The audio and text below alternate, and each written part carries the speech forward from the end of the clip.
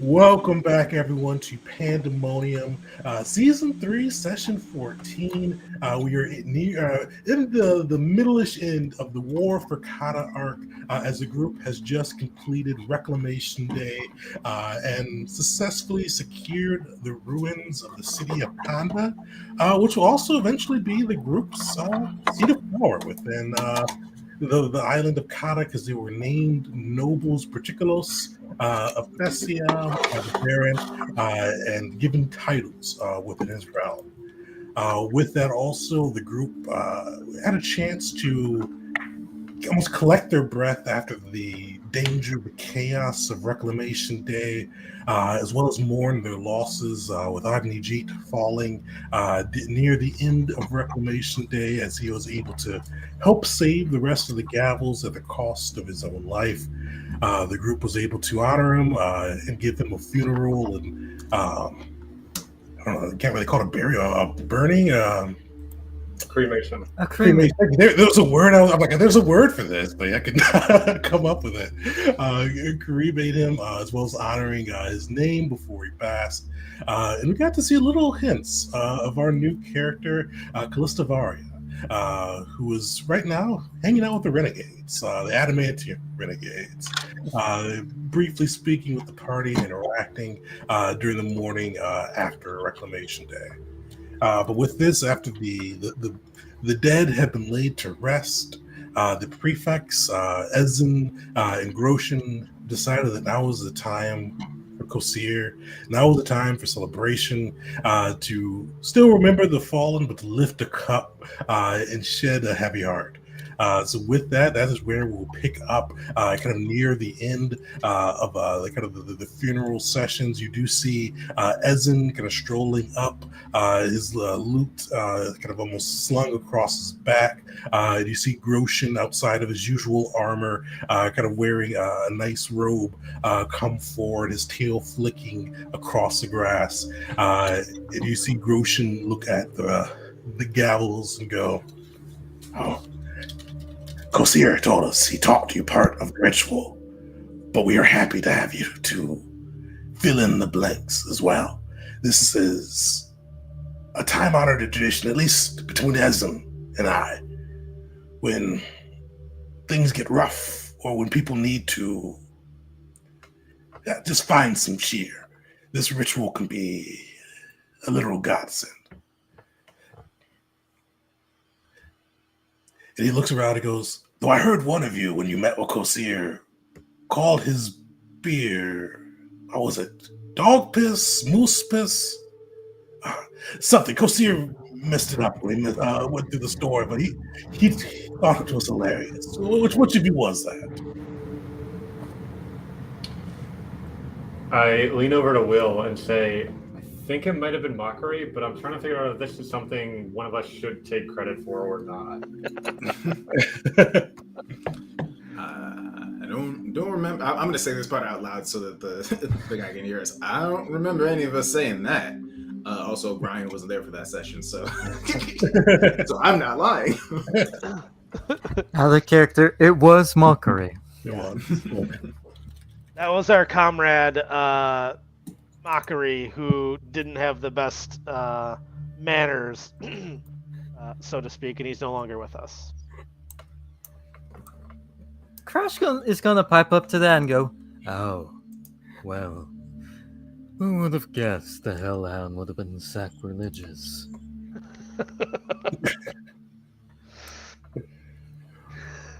Well, as he kind of smiles, he goes, "Well, sacrilegious, that's a big word for it, but I guess it does fit with Kosir's drink being considered holy and all, so fair enough. But with this, we would love to lead you all through the ritual. Have you all had any experience with rituals before?" Just rituals in general? Yes, actually. Well, here's the thing. Agnijit led a ritual that made. I'm going to point out at the harbor. The reason our ship looks like that is because of a ritual. Well, I'm glad that you guys have at least a bit of experience here. Kosir, he's not He's not one for needless ceremony or pomp and circumstance. Well, a little bit of pomp, but he likes you to have joy in your heart, a good meal, and a drink. So part of this ritual, we will go through a work with your chef. We'll need to find expensive alcohol and a lavish meal for all that will be able to participate. Look, don't worry about the cost. We will take the cost on this side from the prefects. But that is the first part, is to make sure that we have this lavish meal. With this, Ezen kind of like unslings his lute. After we gather the meal, I will kind of perform the necessary song and just the performance that Kosir craves. That is his divine skill set, for lack of a better word.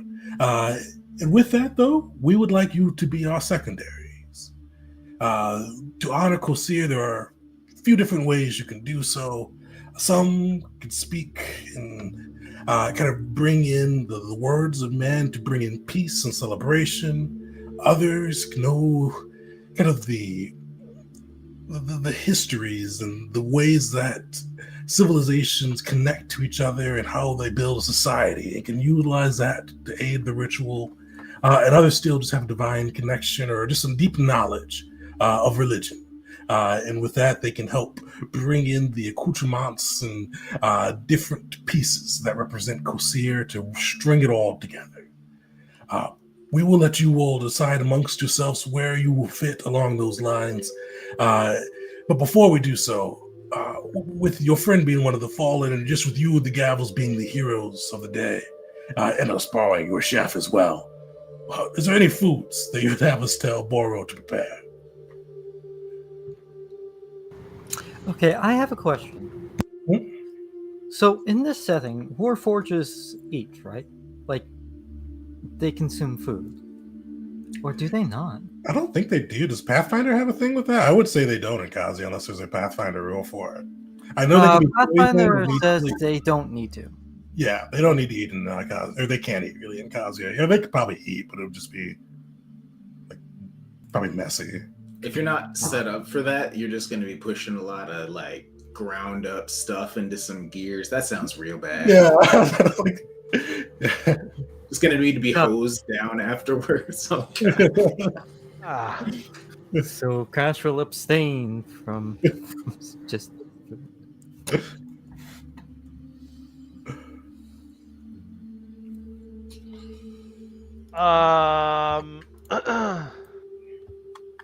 Valric would chime in. All I need is a tankard of ale and a leg of lamb. You see Grosh's tail thump. He goes, a wise choice. My father, for special occasions, would import various types of fruit from the Aurea forest. So maybe not anything that special, but anything particularly fruit-involved dishes I would enjoy. So you see Ezen nod and kind of do a slight strum. Perfect. Well, he goes, with that, we will go and prepare. Go and you all will be participating in the rituals. Go and think of how you can bring celebration not only to your own heart, but to those around you. We will meet you back here within an hour. So go prepare and be ready to hold a drink and honor both the gods and yourselves for what you've done today. And with that, you see them kind of both hurry off, heading towards the balancing act to go bother Boro into making a feast. Is there anything that you guys want to do before launching Kosir Day proper? How much time do we look around? Sorry, go ahead. How much time do we have again before? An hour, yeah. Okay, never mind. I'm good then. So Crash is gonna look around and just go, well, I don't eat, I don't drink, and I don't cast magic. Interesting. One of the rituals you don't need to cast magic, and since they can be poisoned, Warforges, I guess, I don't know how it works with the circuitry, can still drink. You can rust. I guess I don't know.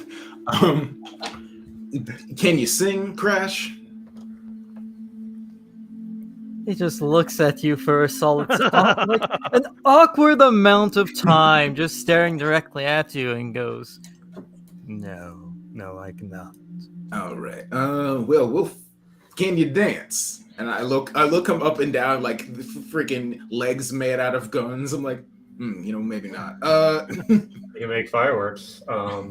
Look, I mean, food and beverage consumption, all it is a sensory experience. Your eye uses some kind of mechanics to convert visual sensory experience into knowledge for yourself. I'm surprised there's not some dwarven artificer who's made something similar for taste. Maybe if we get some Messio or Mokulin, we can find something you could install that would give you a sense of taste. Oh no, that'd Give be an Crash a olfactory. Crash will actually pipe in. That would be an olfactory prosthesis. I had the opportunity to learn such a thing, how to build it, but I thought better of it. I looked more into building physical prosthesis rather than merely ones for sense. Actually, no, I did take time to learn how to make hearing aids.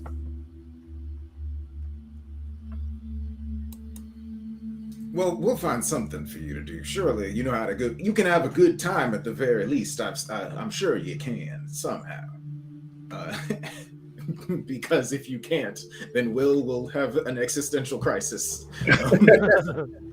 Crash, you see Crash like visibly like processing for a moment, like what this is all going to entail, and it's kind of the same thing you saw when it was that whole political party was going down, where we had to get everyone on side. But at least for that one, he had a goal to go for, and it's more obvious now than ever.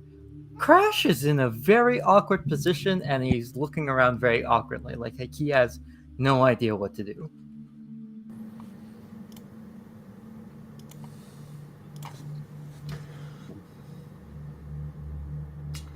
Look, until Grosjean brought up the idea of sharing histories of civilizations connecting, I wasn't really sure what I was going to do either. I definitely understand what it's like to be designed for a specific purpose and need to figure out what to do when you're in a situation where that purpose isn't really required.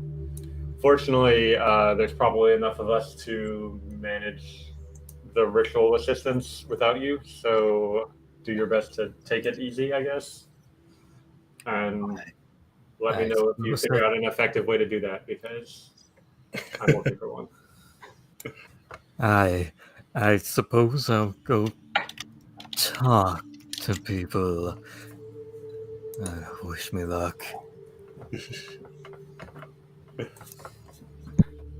Perfect. As you guys go off, spending your hour either talking to people or preparing for the ritual, eventually you do hear horns blare out, and then see kind of almost in the center of a camp, rows upon rows of tables have been set up, all kind of adorned with tablecloths bearing the mark of Kosir.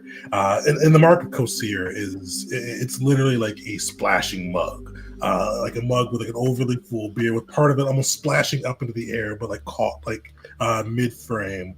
But you see rows and tables filled up. You see kind of lining the edges like just piles of food, whether it be fruits or hunks and shanks of lamb. You see there are multiple barrels of beer and wine kind of layered around. And you see near the center of it, Grosjean and Ezen kind of getting prepared. Around them too, you see Arog from the Adamantium Renegades, along with Belnu, kind of standing kind of near the pair. And I imagine Callista Varia maybe along with them. Perfect. Sorry, I just remembered something. Mochi. Yeah. Oh, yeah. That was G's favorite food. We got to tell Boro. I'm sure somebody taught Boro how to do that, right? Yes. Yeah, I think we made a specific point to do that. Yeah. the cook monk. I'm blanking on his name right now. But he taught him how to make mochi before you guys left the monastery. I even brought up his name last session. I don't remember it either. I gotta check my notes again, but I did say. I remember he's a monk and a cook, and Jeet wrestled with him a little bit.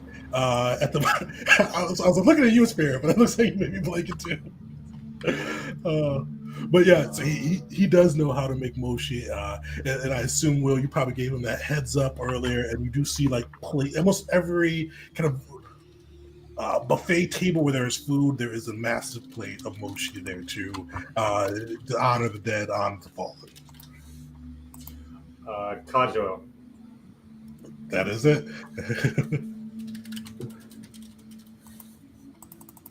With that, you see, well, actually, one of the things you notice too as you kind of walk up, Velnu dressed, he's always dressed in fine robes, kind of black and gold hued. But one thing you notice kind of upon his lapel now, you see a pin shaped in the form of a golden coin with a purple griffin upon its face. Kind of like almost like a pendant to his lapel. Do I recognize what that might mean? Oh, Some kind of promotion or? yeah, because you got society as I think you're an expert in it, right? Master.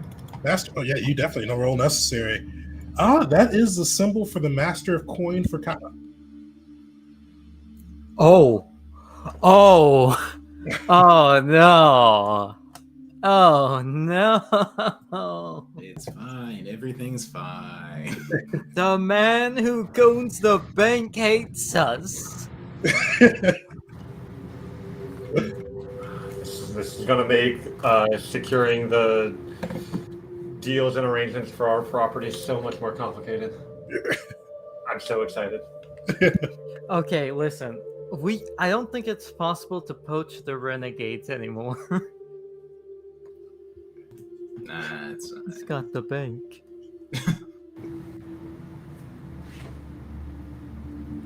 As you all approach, you do hear Arog call out to you. Goes, should I bow? Scrape? I mean, nobility now? What?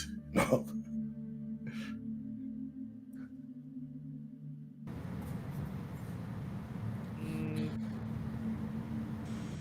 Oh snap! He's talking to us and not Velnu.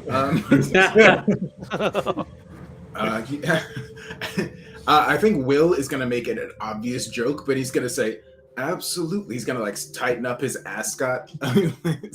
Absolutely, you should be bowing before in our very presence. You see for a moment like his eyes narrow, and then he laughs and he goes, "Nobles, I didn't see that coming for you lot. I mean, last time we hung out in Terra, you lot were running from Shidzo, getting kicked out of a country, and now you guys are nobles. We took the gold price. I mean, ruling over people seems like a lot of work." Ain't that the way of things? You never know what life's gonna throw at you. You don't. And you do see Velnu looks over and goes, "I was also quite surprised that the Baron elevated such as you, but congratulations are in order. You have my congratulations." And he just leaves that there. And congratulations to your position as well. I look forward to collaborating with Kata's Master of Coin in order to ensure profit for all in the region. Of course. I've helped the Baron throughout this effort finance quite a bit of this war, so he thought it fitting to give me the title of Master of Coin, and grudges in the past may be a thing, but profit is the only real driving force. Am I right?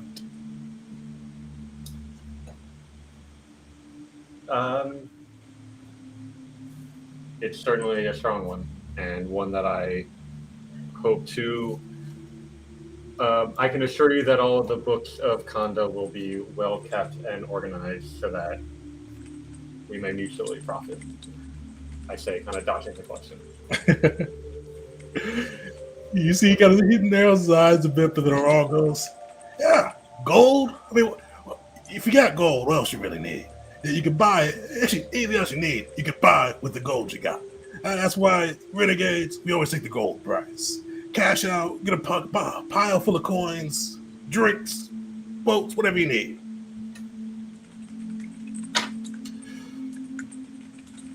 But with that, though, you do see Ezen walk over and he goes, well, my friends, are you ready to begin the ritual? I spent the last hour researching the beverages of Kata and its neighbors, and I hope it'll be enough. Perfect. And Wisteria, I think we mentioned a few times, but just as a reminder, too, in case Wisteria needs it, Fessia as a whole favors like red wines, and they're the ones in Kazia who made the Fessian Pale Ale, which is like kind of like an IPA style beer within the Kazia world. I'm sorry, I don't really. This is out of character. I don't really know what I'm supposed to do for this. I'll riff something, but like, is this like a skill check based off something, or? So it would be a skill check based off either society, diplomacy, or religion. You got to add some flavor to how you contribute to it as well. Oh, diplomacy. I didn't pick. I was assuming a performance. But can I do performance? No, performance is also an option too. Yeah. Cool. Yikes! All right, cool. Sorry, just quick reminder. How many people are meant to participate in rituals again? They only need 2, but he's inviting as many want to participate. I can sit this out. But you do see as it, especially, he kind of starts to walk around the room. You start to the outdoor clearing. You see him start to strum his lute, and you see like this almost. The notes become visible as he gets in to kind of his performance. He plays this like almost like upbeat, just ear-catching tune. It's one of those ones that just speaks of warmth, happiness, security, and he continues to play this it almost gets louder. The colors emanating from his instrument get brighter. The musical notes start to almost go across the sky as he plays. You start to see the food almost. The smell gets even more potent, almost more alluring as he plays through. You see the wine begins to pour through, mugs begin to fill themselves as he starts this ritual of Kosir. And he kind of goes through and gets the primary check of performance done. With his modifier, he doesn't really need to roll for it, so he is just able to go through, conjure his performance, and gather everything that is needed. But then he looks to the gavels as his secondaries to see what you all contribute. Now, if I remember correctly, rituals are like really hard, right? Typically they are, but with them being a masters, they are able to lower the DC a little bit for you with it. So the DC for this will be 26. Cool. I should mention, notably, Crash abstains from the ritual. He absconds. He is more so mingling with the people and kind of moving towards Jeet's new character. But that is for after the ritual. Well, I heard diplomacy, and therefore that's Will's job.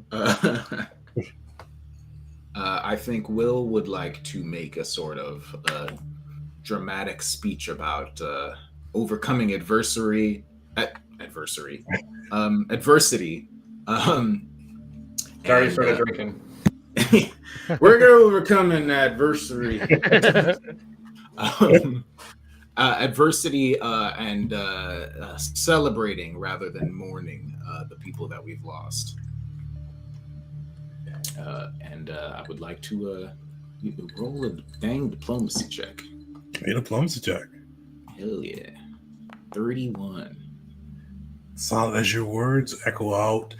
You almost see, along with Ezen's playing, you can almost see your words taking shape in front of you and comes flat floating to the sky and floating around those in room to hear it. You start to feel that feeling of cheer grow ever deeper. That almost celebratory aura start to begin to peak.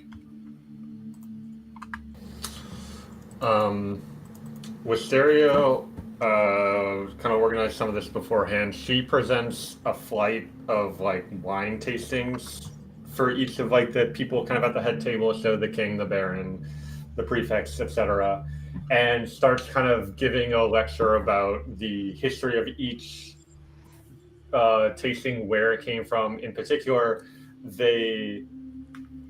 each one came from a year where a Thessian army succeeded at defeating an invading force of some sort. She doesn't explicitly point that out, but it's like, oh, this came from the year where there was a conflict with the Reavers, and so-and-so general was successful and planted the harvest that then led to our next tasting. And this theme of like victory and showing how past experiences have led Festia and Kanda specifically to become a powerful nation willing to do whatever it takes to reclaim its homeland. Nice. And you do see kind of the Baron, like especially as you start listing those different dates, beginning to connect the dots there. Give me a society check.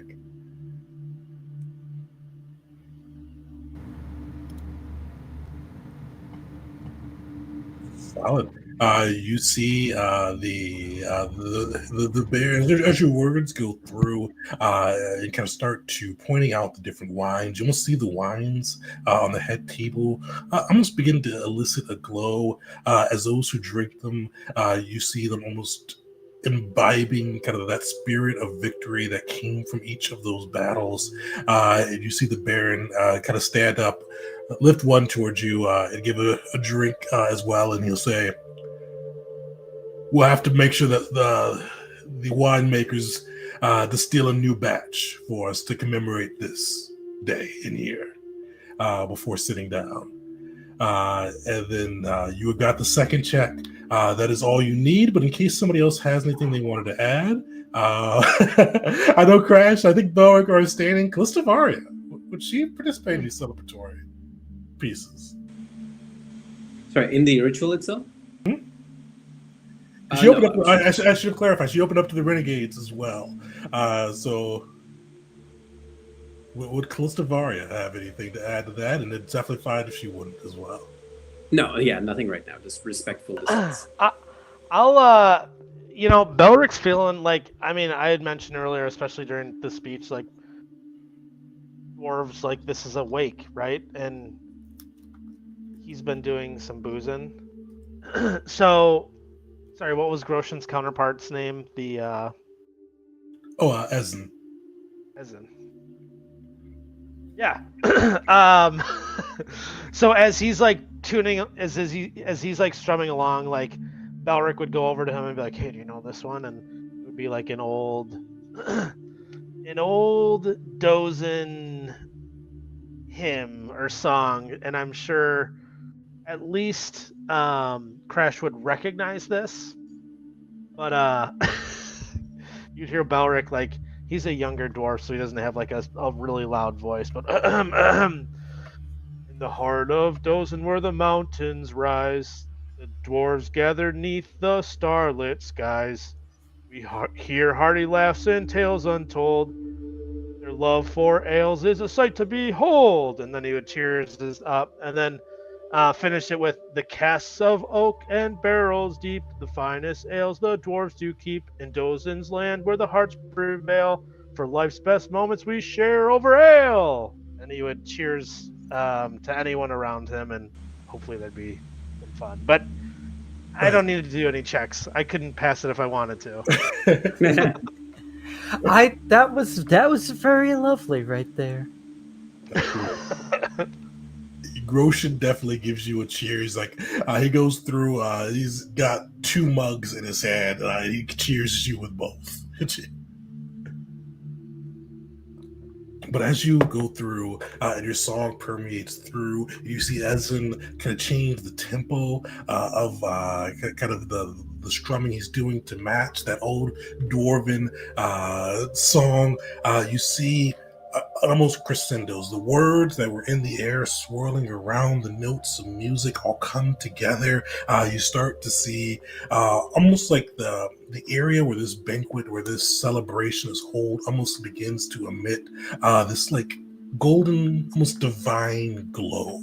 And you start to feel just, for those who embrace it, this goodwill, this feeling of feeling lighter, feeling hopeful, just of all the things that kind of like, it's not like it's almost more bringing out a natural feeling too. You feel the things that make you feel hopeful. You feel, almost smell your favorite smells in the air, whether it be some of the food that has kind of been freshly cooked, or the wine, or the beer, or whatever smells just kind of conjure up that feeling of peaceful celebration. All begin to just echo through, and that feeling fills you up.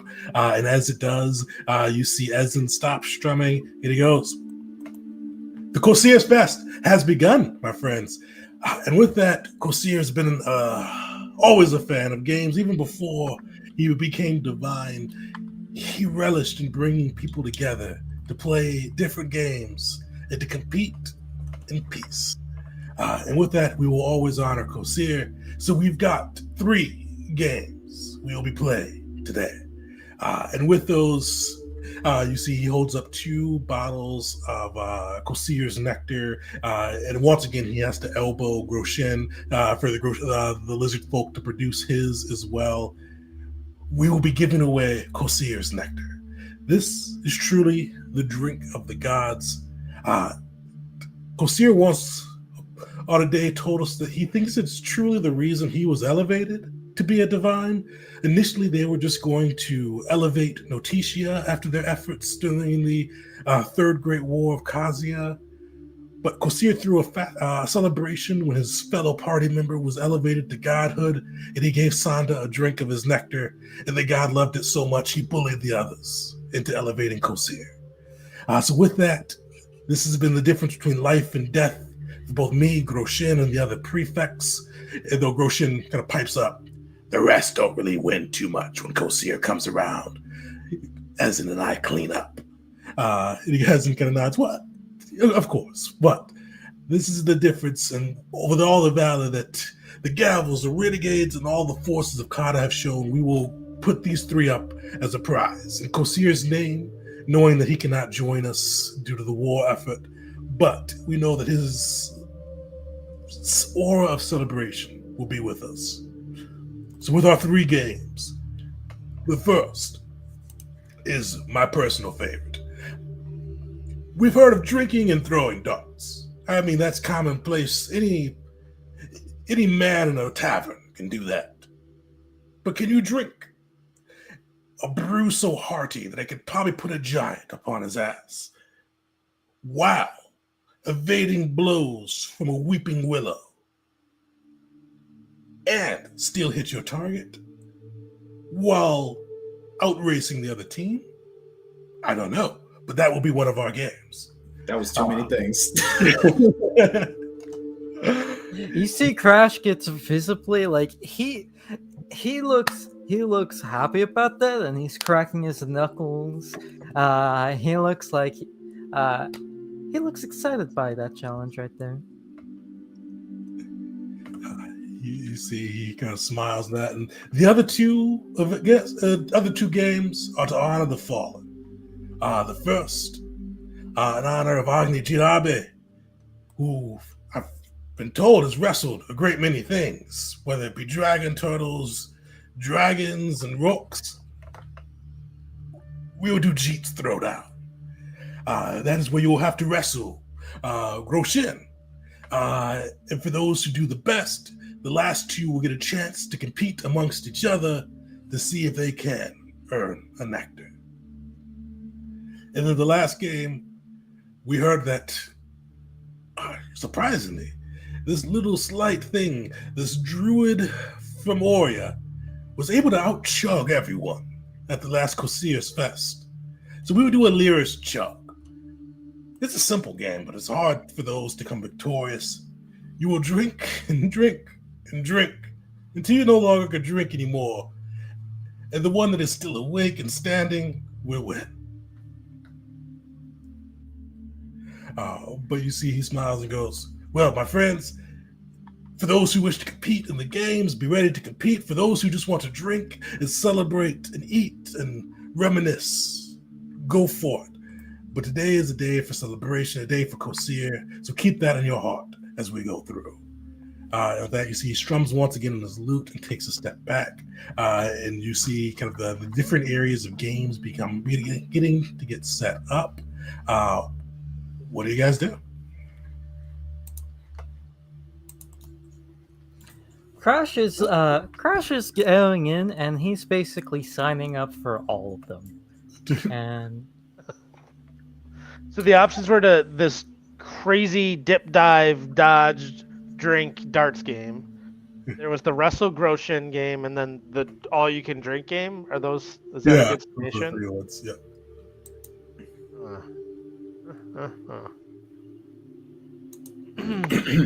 This time, I think Will doesn't have one that he'd be particularly good at. So I think this time I'm just going to be mingling, having a good time at a party. You know, Will loves a good party. Yeah, I mean, the wrestling sounds intimidating, so I think Belric would start with the darts game and then maybe consider the drinking game after. Crash is looking at Belric, and he'll actually pipe up at that and say, "Oh, dear brother, surely you jest. You, friend of a bear, you are not gonna use your physical might. Apply it with some ale in your belly. Are you not a true dwarf?"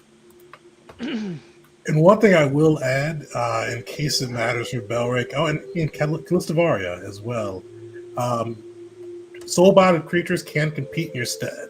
So Bear, I don't know if Callie's given out the name for her creature yet, so I won't say the name, but your creature can compete in your stead as well. Man, wouldn't it be crazy if I summoned Rashanael to wrestle?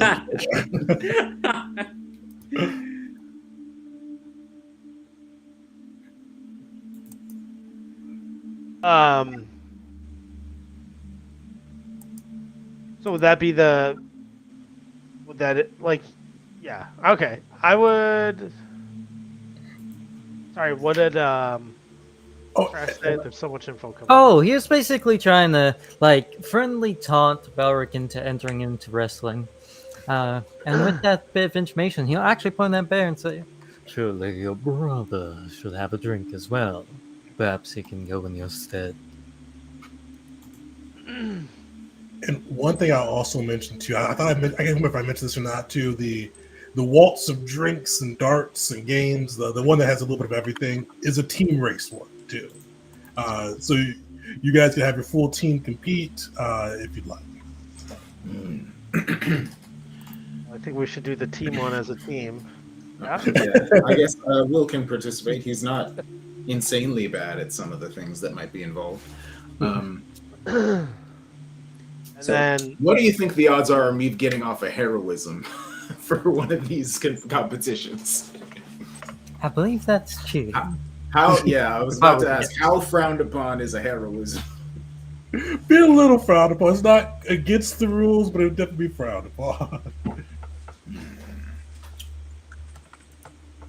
So we could all do the first one and then maybe just select people to do the other two. Is that what? Okay. Exactly. Hold on. Calistavaria is not part of your team right now, so. Yeah, bro, I yeah. had to message you Yeah, that. sorry. I thought she would compete with the Renegades on this one. Yeah, actually, that sounds right, but more than compete in anything, she's first just watching to see where the gavels are going because she wants to talk to them individually. So she'll keep an eye out on who goes where. But eventually she will sign up for the wrestling thing. What game do you guys want to start with? Do you want to start with the team one? Start with wrestling? I feel like the team one would be a great thing to cap off with because that would be all of us together. Yeah. Also, we lost Wisteria. And I Oh, feel Yeah, like Chris she's- had to step out quickly for a bit. So Wisteria should be back in 30 minutes after the break. So, yeah, maybe I would have Bear be. I would sign Bear up to do the wrestling if that's allowed. That's allowed. And I don't think I could do the final one because then I would be no good for the other one, right? It would just be Do you want no. Yeah. do the chugs last? Yeah, I would sign Bear out for the wrestling. All right. Yeah. Hysteria, go. Let's start with the wrestling one then. So Belric is for sure competing. So like Savaria is for sure competing. Anybody else Yes. definitely in the wrestling? Crash is in fact going for wrestling. Perfect. This is the first time, like, I get to pop off with that with Crash. Where you see, oh, go ahead. no, you go ahead first. I don't know. You see kind of a clearing on the far side where they've set up, kind of like move the tables around, and it's just kind of the sand of the beach. And you see Roshin kind of standing there, the legendary hunter, his tail flicking in excitement as he looks at people lining up, and he goes, "Wrestling's always been one of my favorite sports. I wouldn't say pleased, but it did warm my heart hearing that Agnijit was a famous wrestler as well. So we'd be able to honor him with this game. As mentioned, first, you guys will get a chance to compete against me to see how well you do. And the best two, I should say, will get a chance to go at each other and see who is the superior wrestler. And Ern, he pulls out my Kosir's nectar. So who will participate?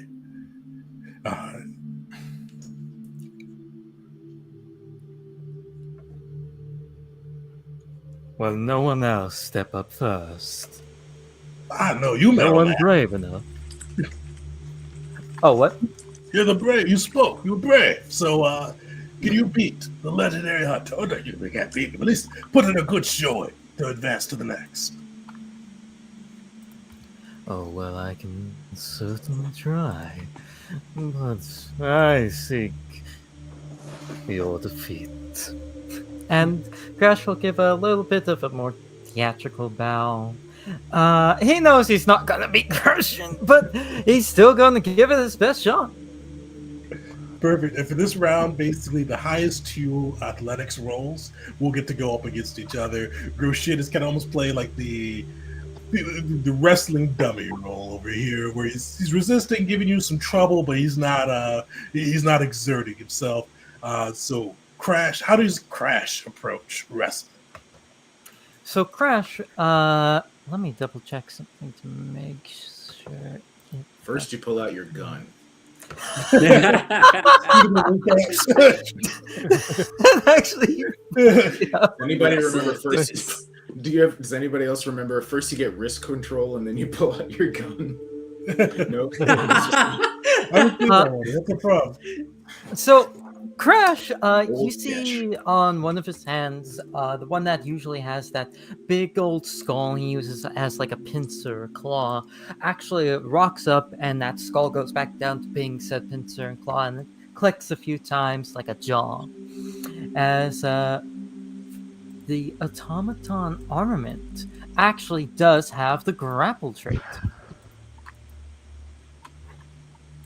Furthermore, Crash is no slouch when it comes to wrestling. He is expert in athletics, so he's coming at it more so just pure brute force, as if he is wrestling a bear. Perfect. See that athletic roll.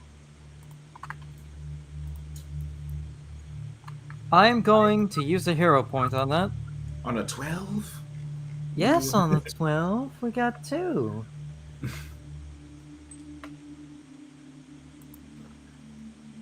Damn. You know what? We'll take it. 32. Technically better. Technically better. Yeah, you see Groshin wrestle around with you, let you get a few slams in, and you see him bounce back up, and he goes, "Well done, Metal Man."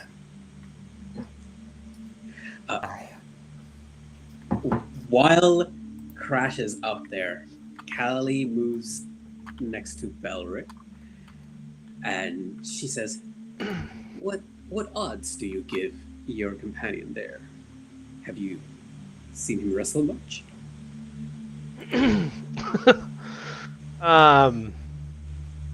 Oh, he's been in it, as you can see, and like he'll nod over, and he's just got like charred skin and just like patches away, like since he was just carried away by Gnarl, like he's just looking, no pun intended, gnarly, like just gross, like almost like a skinless bear. Like I'm like, oh yeah, he's been in it before, can't you tell?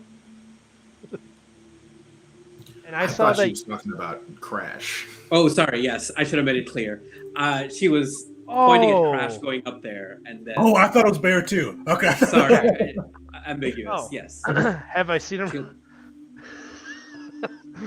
I would. I think it's a good misinterpretation, though. I would be like. Yes, actually, yeah, go for it. I mean, Dark had a few too, so he's looking pretty. Don't you see him over there? And then I would glance over at Bear. And Callie, like, she'll blink twice, and she will say, "Well, yes, it does seem like Bear can really wrestle someone." So when did you and Bear first, meet? Oh, Bauer would start picking up like, wait, did you mean him who's wrestling now, Crash? Well, we're talking about Bear right now, so. Okay. Bear and I, we go way back. And I would take a swig of ale. It all started back in Fessia, where I was just a lonesome person out by the with the Bruins of Fessia. And then like as I'm kind of like going like starting to regale the story, I'm like, what sort of like build does Callie have? Like, is she big and bold or like slight and? No, yeah, she's slender and medium-sized, like not taller than the average human. So as I'm kind of regaling the tale of how I met Bear, I'm like, and that's why, Bear's one of the tougher bears that we saw in Fessia, and that's why he's going to be wrestling Groshin. But you, how are you going to be wrestling Groshin?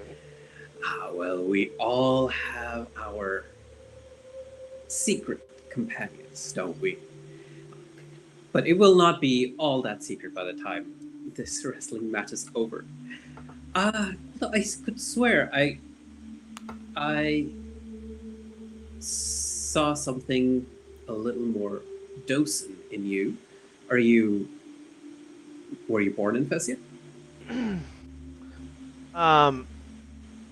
You must have heard my beautiful tale or my beautiful song earlier.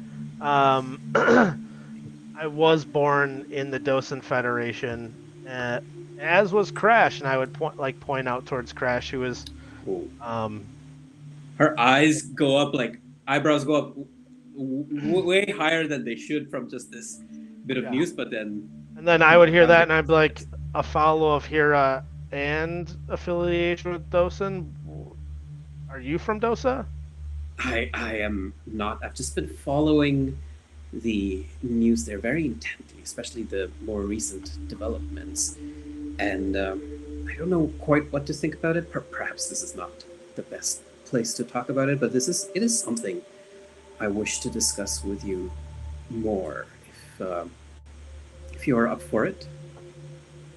Of course. I mean, I'm fine right now as he's watching the wrestling take place. But I like the idea of like a background gag, Crash getting basically hulked. just getting swung Truly around, and construct. I'm like, yeah. So this is what's going on. But I would kind of ask, like, I've been so caught up in this war. I don't really even know what's going on. Tell me some of the recent events that were happening that you've heard. Well, specifically this whole King Grovan thing of the Blackfoot clan. I hear that news that he's declared that the Ark crisis is done, but from what I have seen, the way that I have seen it spread in other parts of Kazian, it is such a blight. And she lower her voice, but there's this contempt in her voice, seething contempt, blight upon the land wherever these factories pop up. I do not know if it is so easily solved. I am worried about what is going on there. Lies. I would kind of like cut her off, like, and with that same contempt and a little bit more, like, these are lies. Like, Ark still remains prevalent, and we know, like, the Blackfoots have never been for the good of Dosa and the Dosa Federation. Like, this is a plant, this is a seed. Something's not right there.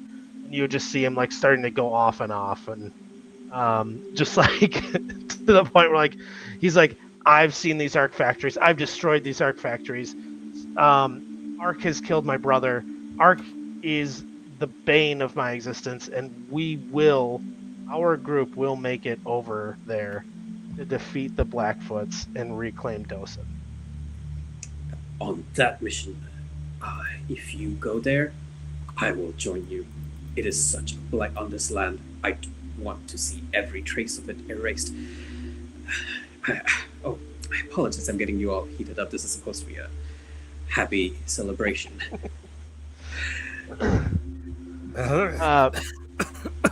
I think it's your turn. I got my exit. She's like Good tapping showing, at man. Good showing. I would grab Crash and, like, kind of put him in my place, and then I would so that he would be in the proximity of Callie, and I'd be like, Callie, you got me riled up just at the right time. And then I'd start to go run over to Coach Bear, and then, like, as I'm doing that, I'd pick Crash up, kind of dust him off, and be like, not a fan of the Blackfoot, and then I'd start making my way over. She will say, good luck to you and Bear, and the moment you're out of earshot, her face just, this, again, plant, like, very malleable face, plant face, will turn into this big smile and turns towards Crash and say, wonderful performance. Yes. My calling out for help was merely performative. I click to the side.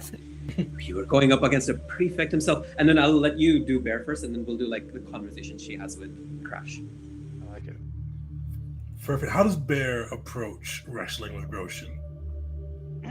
I mean, Belric's all revved up now, so, like, he's, like, kind of, like, on the back, like, talking to Bear in the background, like, come on, man, come on. You just saw what you did to Crash. You got to go up there and you got to perform better than him. So, like, he's almost doing, like, kind of like bull stuff. Like, he sees red and he's ready to go. So, like, he's ready to charge Groshin with pure force, the least amount of, like, grace that you could think of. Perfect. Give us a roll as Bear Belrix. Bear Bull Rushes Groshin. I'm gonna use Bear. Yeah, Should I you use Bear. Bear? Like? Yeah. Okay.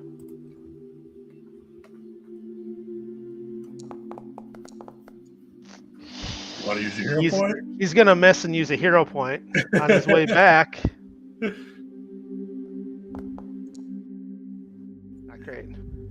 You see Bear and Groshin wrestling it through. Groshin's a legendary hunter. He has probably wrestled a bear or two in his time. You see them going back and forth. The bear pinning him every now and then, him flipping over. And eventually he goes, well fought, Bear. But, Bear, your name's a Bear. Bear, okay, yeah. But, unfortunately, the Metal Man did a little bit better than you. But know that you fought hard and will he looks at Belric. Can your bear drink beer? He used to carry a keg. Of course he can drink beer. Aye. He grabs a bowl and like fills it up with some beer from there, and he goes, "Have a drink. You fought well." Bear like goes over just like an excited puppy and runs off the map. Definitely a honeybee, yeah.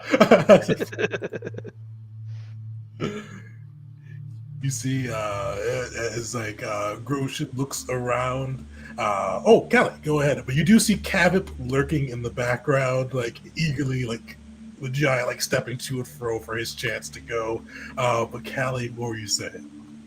Yes, so to Crash, she says, so earlier you had said that you had, you recognized me? This was back at the beach. How could I not? You are a legend. The strike you did against the Blackfoot clan, destroying that factory. What I would have given to see their faces while they were maddened. You flatter me that it was just a way to advance the cause of Hura and prevent the blight that was destroying the forest. I just did my part. I had a lot of help. It wasn't like storming the beaches or stopping the ritual that I hear you did. Nothing that extreme. Crash clearly gets more sullen at that, so he changes the conversation back to her and goes, No, it is quite different, but still, you are legendary. In fact, if you ever get the chance to do some crafting with the gavel, I'd love to see some of your lightning. I have a formula I actually purchased from these lands some time ago. A bit of bottled lightning. The formula I purchased was called Sander's Smite. However, I'm willing to tweak it and see what I can do with your lightning added to it. Well, if I can help, of course, that would be great. Unfortunately, any crafting that I do is in the realm of healing, poultices, herbal remedies, that sort of thing. But I will be doing some of that for the Renegades in the upcoming week. And if your group, the Gavels, if you need those services as well, I'd be more than happy to create healing elixirs for you. Oh, we might require more services than just that. Belric did reveal to me you are no friend of the Blackfoot, something I already knew.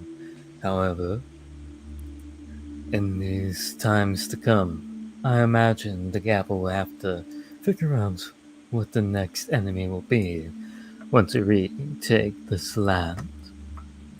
And I have no doubt in my mind that that enemy will be the Blackfoot clan. Well, So, as I mentioned to your friend Belric, that should you be making the strike against our production and proliferation, you can count me as an ally. I shan't stop until every last drop of that accursed substance is wiped from this world. He did say, Belric did say you were from Dosa, so you have your own personal history with this. Yes. It took my brother, the Blackfoot clan, captured him, force-fed him Ark, turned him into a monster. There was no saving him at that point, and I had to put him down. He still is with me, though, in some ways. And Crash's eye will linger on his own cloak for a moment. The cloak made from an owl bale. She will put this vine and leaf covered hand on his shoulder, and she will look him in the eyes, and she will say, I'm so sorry for what you and he have to go through. I hope no one else has to go through that. Far too many people already are. But we'll fix that. We'll change that. today, of course, is the time now to celebrate, so I do not want us to delve in this, but I would be curious to hear the history of what it is you and your brother went through another time. If, again, this is a subject that you would be comfortable talking about. Aye, any story about my brother brings me comfort. Even that old tale reminds me of how he was. And oh goodness, Garvep! And Crash's reaction will either be to Carvep doing good or Carvep getting his ass kicked. Let's see how Cobb does. You see Cobb like gleefully walks up, and he does yell out, "I may have lost before, but unfortunately my friend Jeet not here. Nobody beat me today." And you see he jumps in, trying to wrestle the lizard folk. Hey, I want to see Groshin get beat. Can I, if possible, give him a circumstance bonus if I use Amped Message, which is a subtle spell? You could, unfortunately, he rolled like shit. Damn. Sorry, never mind that. You see Cobb's heart was just not in it today, as he tried to wrestle down the Groshin. And Groshin, kind of like, even with the size and size disparity, Groshin was able to easily kind of bat his arms away and knock the giant back. Groshin does shout out, "Are there any others who would take the shot?" I believe that would be you then. She will look around to make sure that people who participate in the war, they've had a chance to go first, and then she will step up. Yeah, and you see the line of other people go during your conversation as well. Some of the soldiers of Kata all trying to kind of do their best through there, but not really kind of making a high mark against the Groshin. If it pleases you, Prefect, then I would like to have my plant ally take a shot. Of course. I wrestled a bear earlier. I mean, plants too. I mean, a fun day. Very well. Then she'll go low to the ground, and from her mantle and her hands, these vines crawl over to the arena closer to where Groshin is, and then it starts growing very quickly, like this small size, and then it's quickly becoming medium-sized, massive jumble of plants, which will then reach out its own vines like whips towards Groshin, wrapping around his arms and try to, get a stranglehold on him. Perfect. All right, give me an athletics check.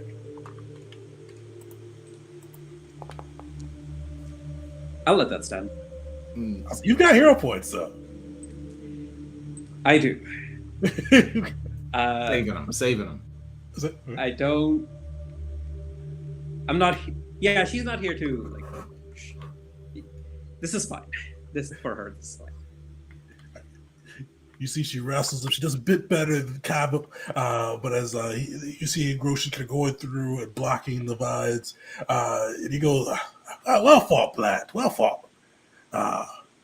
But he looks across the group and he goes, "But the two best were Bear the Bear and then Crash the Metal Man. Now you two must fight each other for this mighty Kosir's nectar and prove yourself the winner of Jeet's Throwdown." Boy. I believe I have the advantage, Belric. I'm far more experienced in wrestling this kind of beast. You're fighting my bear? Seems to be. I wonder who you'll bet on. I'll have half that coast. No, I'll gonna take. I was gonna bet against Bear for half. Oh, no. But He would just kind of say in jest, like, "You're lucky that you're fighting Bear and not me. Let's just put it that way." And then he'd like nudge to Bear, and he'd start kind of like moving his foot like a bull for some reason. Perfect. Crash, how do you prepare for the wrestle? Crash, he would be stretching, kind of like Goku style of like doing some stretching with his legs, stretching his shoulder, rolling around the shoulder socket, looking at Bear, just like almost in a nostalgic way. What are you stretching for? You need oil. That's what Belric would yell. You see Groshan laughs at that. And with that, Crash would launch in. Right, we give you an athletics check. Oof, all right, 36, high mark. Hi, Mark. They have better stats, so Come on, Bear. Come on, Bear. Hold on. Sorry. What do we do if it's even? go again. Go. Roll off. Oh, Do I have a hero point? No. I think you do have a hero point, don't I'm using it. you? Go for it! This is so selfish. This is- So I love the idea of it. Like at first, Crash is gaining ground, but then it goes even. The two of them going at it. Machine versus nature. Industry versus the natural world. All right, give us round two. Callie on the side is going. Ooh. Oh. Oh man. Oh! Oof. Industry wins. Industry wins. So with that, could Crash basically? I don't want to actually hurt Bear, but could Crash suplex the bear? Yes. Bear's been through it. You're good. You just had a big slop full of booze too. He's fine. He did. Your Crash is able to suplex Bear, who's been a little wobbly on his feet after getting a full mug of beer in his bowl. But Crash is awarded the victory. You see Groshan walking up with this vial of this glowing golden liquid. As he passes it over, he goes, "Metal Man, you fought well. You toppled a bear. A little rough with the bear, but you did it. You've earned your victory. You've celebrated within Kosir's games and brought joy to those who watched. Take this nectar and drink it when the time is darkest." Crash would be tearing up a little bit, like, aye. This brought back good memories. Perhaps I should be at these kind of celebrations more often. And he'll gratefully and humbly take the cup, the vial. Perfect. You take the nectar, earning your first out of a potential 3. It was fun. I think Crash, you had the lowest modifier too, but you were able to pull through. I think Callie, Creature had. Did you say her creature's name yet? No, she did not. Okay. Callie's Creature had the best on that one, but Cabot did terribly for having a pretty decent one on that side. But Crash, you bring it He's home missing with the. Go ahead. No, I was just saying he's missing Jeet. If he were to wrestle anyone, it'd be Jeet today, and he's just not here. 100%. With that, you've earned your first of the 3 nectars. We will take a quick break here. So go grab another drink. We'll come back, 8:37, and get into the next bit. All right, see you guys in a few.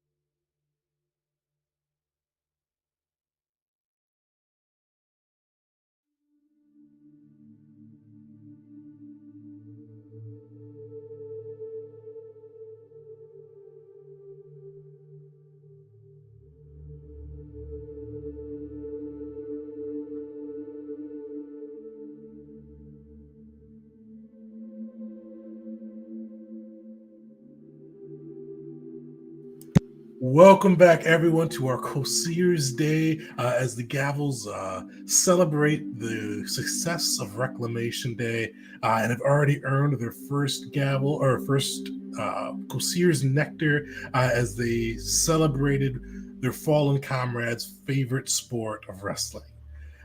With that, though, there are 2 more games with nectars available.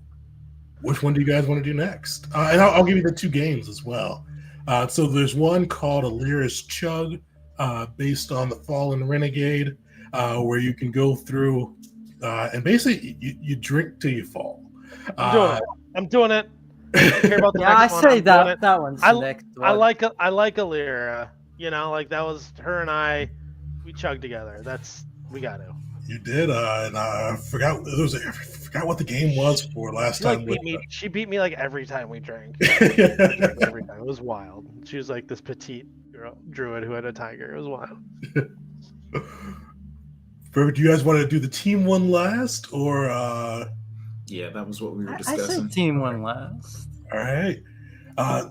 So you do see kind of on the other side, this one surprisingly has both Ezen and Groshin, and you see 5 or a flock of golden mugs in front of them, and you see as Groshin takes a sip out of one, it refills pretty much as soon as he sets it back down to the ground, and he goes, "All right, come. This is to honor another of the fallen. These are Coseer's endless mugs. You drink them, you put them down, and they refill. Alira, we've heard, was a follower after Coseer's own heart. A little woman that could put away a lot of ale and drink. And that is what we will do today in her honor. We will drink and drink until there's just one left standing. But don't worry for those who pass out and fall asleep. With this being a Coseer's own blessing upon this day, once you wake, you will not be hungover. You will still have a slight buzz, but you will not be earth-shatteringly drunk. So do not worry about the other games you may compete. Today we honor Alira. Today we raise a cup and see who can keep the cup raised the longest. And he goes and kind of looks around to see who will be participating in this.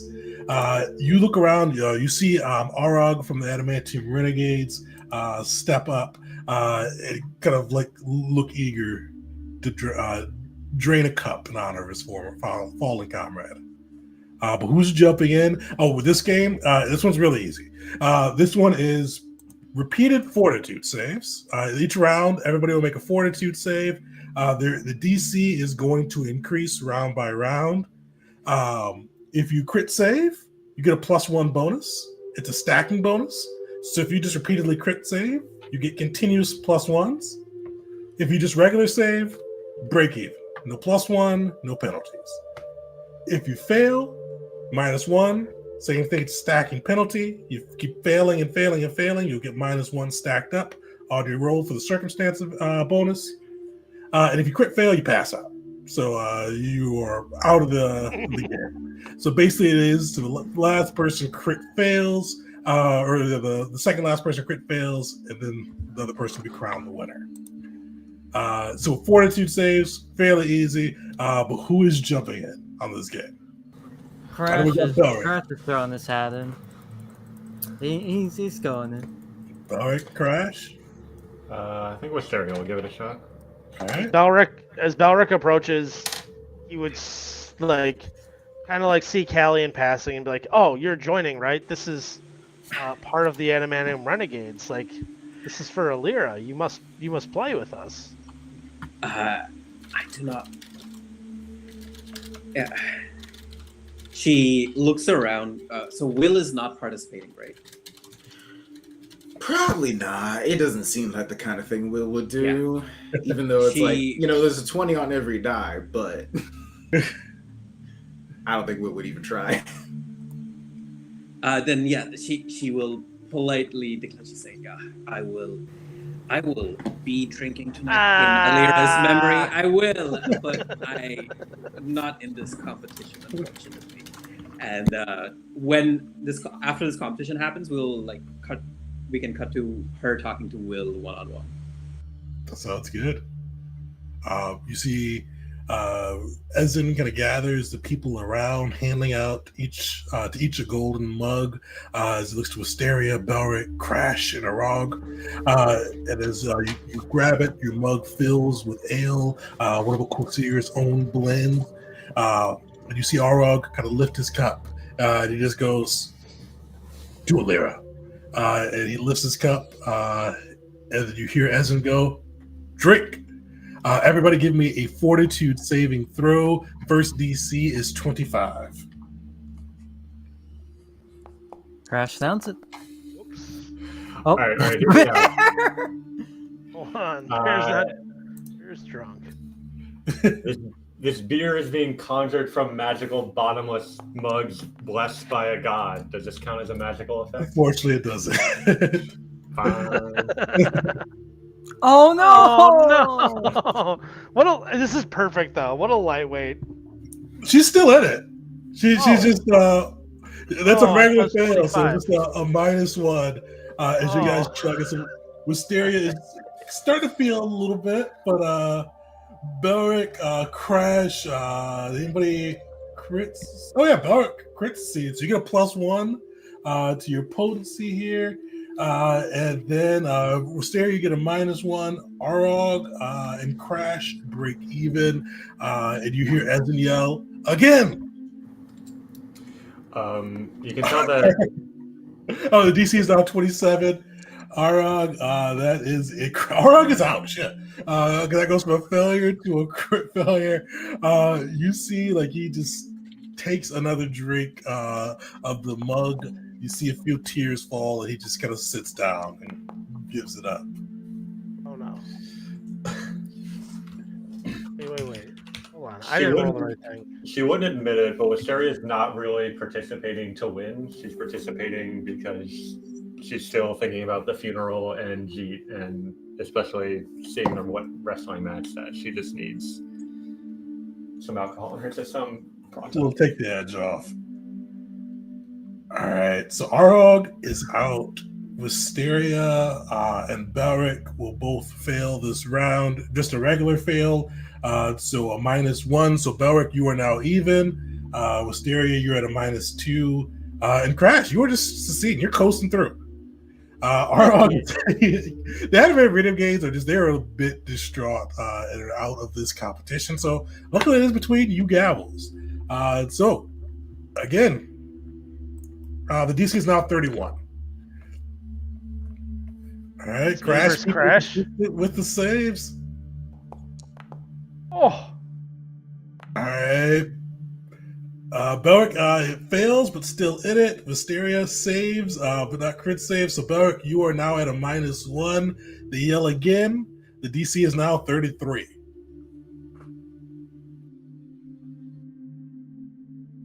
Again? All right, Crash will fail.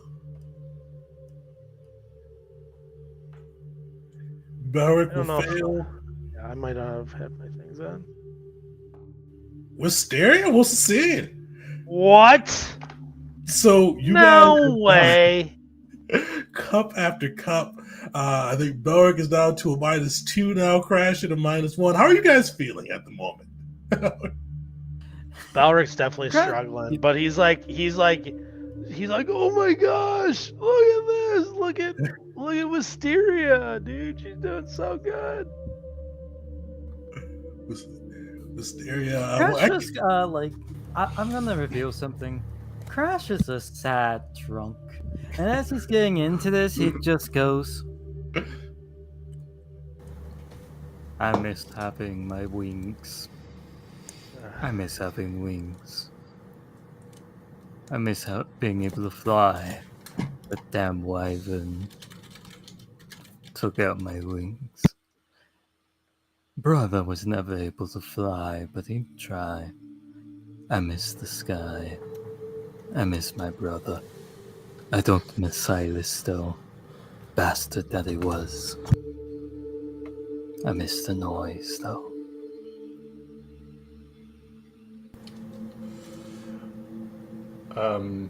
So Wisteria acknowledges that the first couple rounds did the job and took the edge off of everything she's feeling. So now she's looking ahead to, all right, Nectar of Kasir. How do I consume this at a rate that balances properly? And she's kind of getting that drunken confidence starting to come in. That's useful, but we'll see how long it lasts.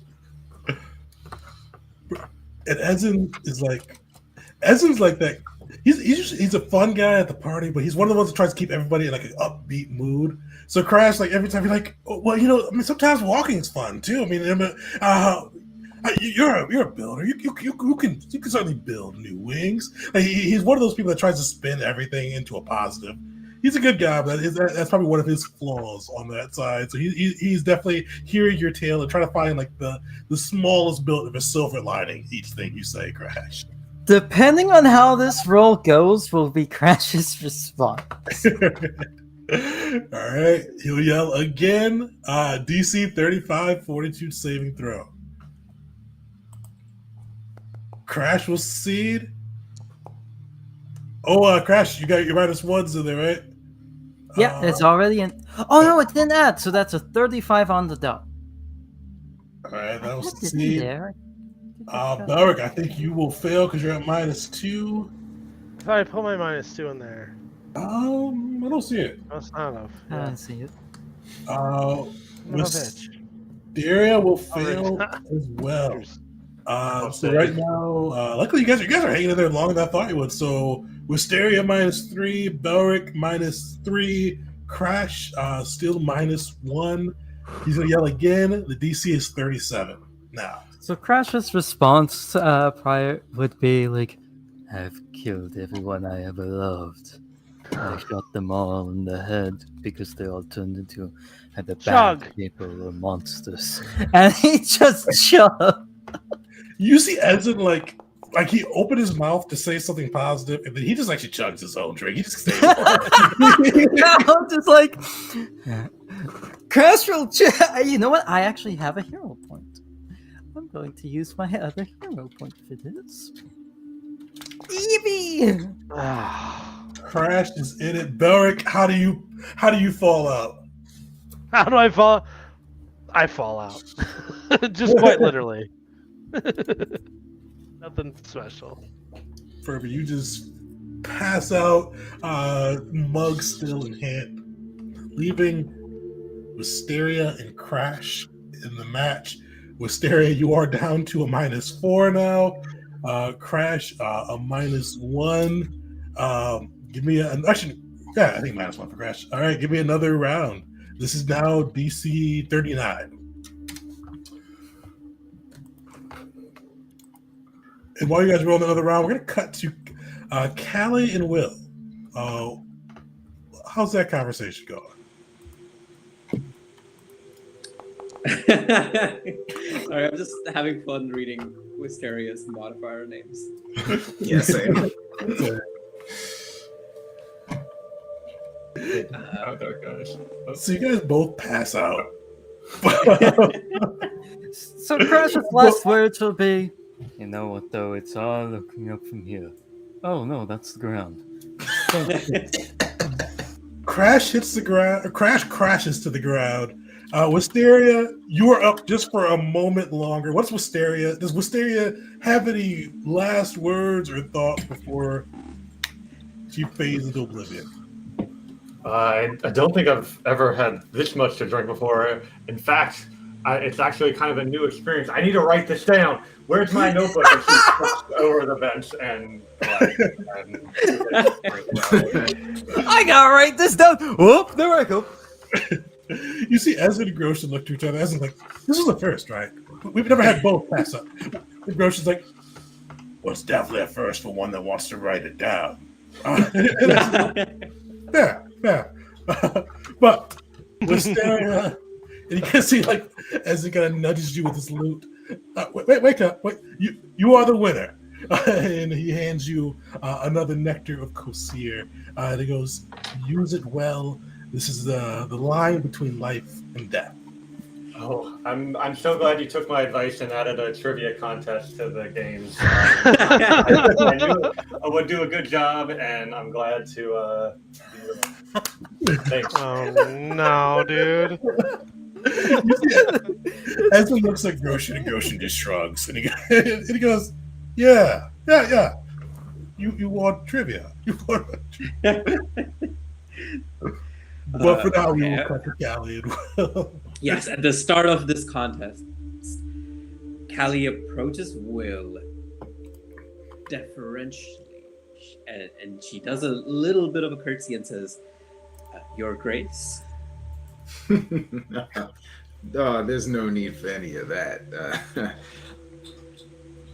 I might be a nobleman, but I might have joked earlier, and I couldn't tolerate any of that. Not from someone like you. Well, someone like me. You are Sir Will now, the light of inspiration that everyone in Conda will know you as. How are you feeling about all of that? How is the morale in the galleys? Oh, wow. Will's kind of like holds up. He has like a glass of wine and he just kind of like looks at the wine for a moment and just, Sir Will, you know what? That's fine. Hold on. You're coming a little muffled. My bad. I'll lean a little closer. Good now. There you go. Yeah. Not sure I'll ever get used to being called Sir Will, but you know what? I can certainly try. To be honest with you, morale is quite low, but I think that's my job, actually, to turn things around.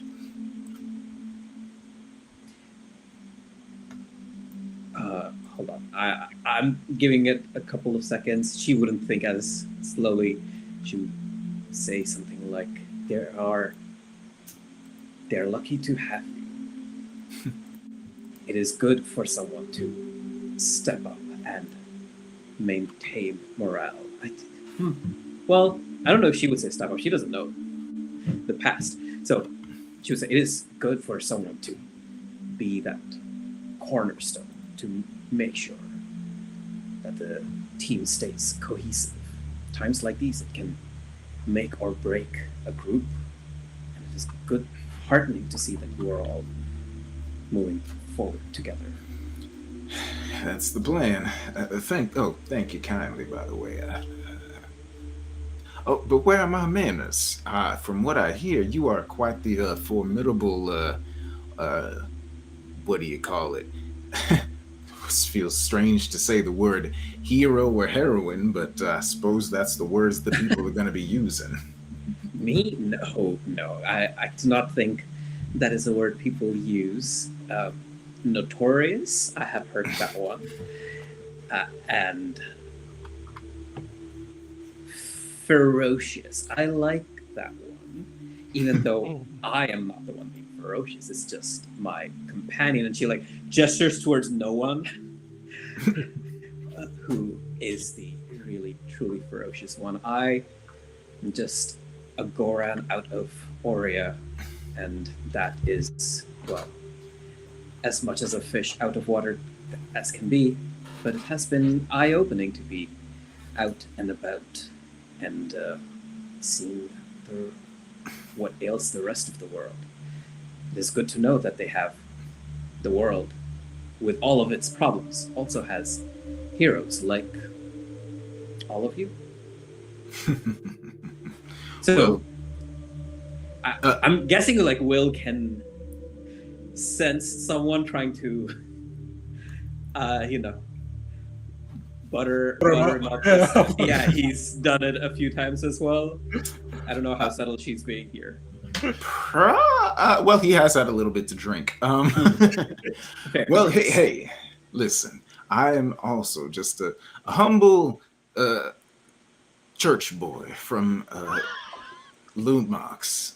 So you know what? Here, if whether or not Callistavaria has a drink, he just sort of holds up his wine glass and says to stay in humble, no matter what. A Vine just goes out, grabs a unattended drink, comes back up, and then she'll say yes to being realistic about our capabilities. Clink. You I understand you came to see the Adamantium Renegades, but now that the person you came to see is unfortunately not here, what are your plans for what's next? I think I may extend the same proposition to Belric that I was going to extend to Alira. This is a somewhat secret mission. I'm sure that he will tell you all about it if he agrees to even go with me on this. But this is just something for Hura that I think will interest him. That is what brings me to this island. I'm not really here for the war, but we'll see how that mission goes. And after that, she looks at you and looks away and then looks back at you. I suppose I am open to other opportunities. Oh, well, my dear, if you are here to take our Belric away from us, then I'm afraid that you and I are going to be opposed. only for a day or two if he agrees to it. Trust me, I do not wish to cause any more perturbances to the Gabbles. All right then. I think that's Belric down. That was a hard fall. That was a hard fall. He's all right. He's all right. It's happened a few times. Once. Perfect. Was we fast forward to Wisteria of all people being crowned the winner of Chug, Alira's Chug, I should say, and earning another Costerian nectar. You do see Ezen kind of gathering the crowd for the last game. Rog passes over by you, Callie, and he goes, "We don't let Essien compete after he embarrassed us with the Gavels last time. You want to take a spot? Little Gnome can fight, but he can't drink." In honor of Alira, yes, I will happily be part of the Renegades. And then, she will join them for this team game. So you see them go through, and at the kind of the center of this gathering where people are reveling in the celebration, people are drinking, dancing, stories have been told throughout this, but there is a big table kind of set up in its center, and Ezen standing upon it, and you see kind of mugs of beer lined up on one side. And in the other side, kind of across this clearing, you see a bullseye. It's a decent distance away, but you do see Ezen kind of nod to Groshin, and he goes, "Oh, my friend, can you please summon your creature? This will make life a little bit more easy. Or not easy for me, but more challenging for our friends." And you see Ezen, or Groshin, bring out a knife, cut into his hand, and you see him summoning his own magic. He uses a summon spell to summon a waltzing willow. So you see like this huge tree coming through, and as Ezen plays, the willow almost dances to the beat, and you hear Ezen go, "Well, now that we have the creature, the aim of this game, it's one that Groshin and I made up ourselves, and Kosir has, what's the word when a god says something is good? Ordained it. As providence and blah, blah, blah, blah. But he's allowed it in his games. we thought you can't just have one thing for a game. You have to have a lot of things. You have to be able to drink. You have to be able to dodge a creature's blows. And you have to be able to throw at the end. So we put all three of these games into what we like to call the waltz of drinks and darts and things. TM, the prefix. So with that, we are going to compete team versus team to see who wins the last Kosirian nectar and is blessed by our most favorite of all gods, Kosir. So Renegades, we'll have you on one side, Gavels on the other. This will be a race. So each person that goes up, you will drink your mug of Kosirian ale, which will can test the constitution of even the strongest of warriors. You are going to either use your wits, natural acrobatics, or just your overall deceptive nature to be able to dodge the waltzing willow. And at the end, you're going to hurl the darts using your athletic prowess or your dexterity of fingers. In in-game terms, drinking the mug, DC 28 con save. Dodging the willow, you have your choice of acrobatics, deception, or nature. Whether you want to be kind of more nimble than it, want to try to feint it out, or if you just know creatures and you know kind of the path this waltzing willow will take. And then at the end, you get to hurl the darts using athletics or thievery. What's going to happen? So this is a race between you and the other team. You guys can pair yourselves off against the Renegades. With this one, it'll be Kavip, Arog, Wiru, and then Wiru. It's been a while since you've probably seen him, but he is their air kineticist on their team. So those will be their three, along with Callie joining the Renegades for this one. And with it, with it being a race, so you guys would do both at the same time. So drinking your mug doesn't matter. There's even if you fail to save, you just have a penalty to your throws, your next ability checks and saving throws. But dodging the willow and hurling the dart. If the willow tags you, what will happen is the player will advance next to hurling the dart. If they succeed, you'll still have to dodge the willow. And same thing with hurling the dart. It'll go to the next player if they succeed, and you'll still have to hurl that dart. So you'll have to hit those DCs, and then once you hit the DC, you advance, and it moves on to the next person. But you guys can potentially gain some leeway or lose some leeway, depending on how it goes. And what I will say is if the Renegades do win, and Callie's... Actually, how are we going to do it? Callie, we're going to put you last. That's all right. Okay, sure. We'll put you last off the order. You succeed all your throws. You can claim the Kosirian nectar. Oh, you're back. Oh, that cut out? So Callie will have you last. And if you are able to bring it home for the Renegades, you'll be able to claim the Kosirian nectar. Okay, I appreciate it. She's probably going to pass it on to Arog anyway. If she wins. Fair. Want to give you the chance on that side. I appreciate it. But with that, so who's matching up against who? You see Arog, Kavip. They have lined up Kavip at the start, Arog near the end, and Wiru in the middle. So I'll say that Wisteria has pretty good modifiers in skills for each round of this. 2 and 3, I'm money at. I think I'm actually good at all these too. And you guys will make each check too. So yeah. So we're wait. So are we? Are there partners? Sorry, two or teams? Well, they'll start out together. Oh yeah. And then if someone lags behind, the whole team's lagging behind. Mm-hmm.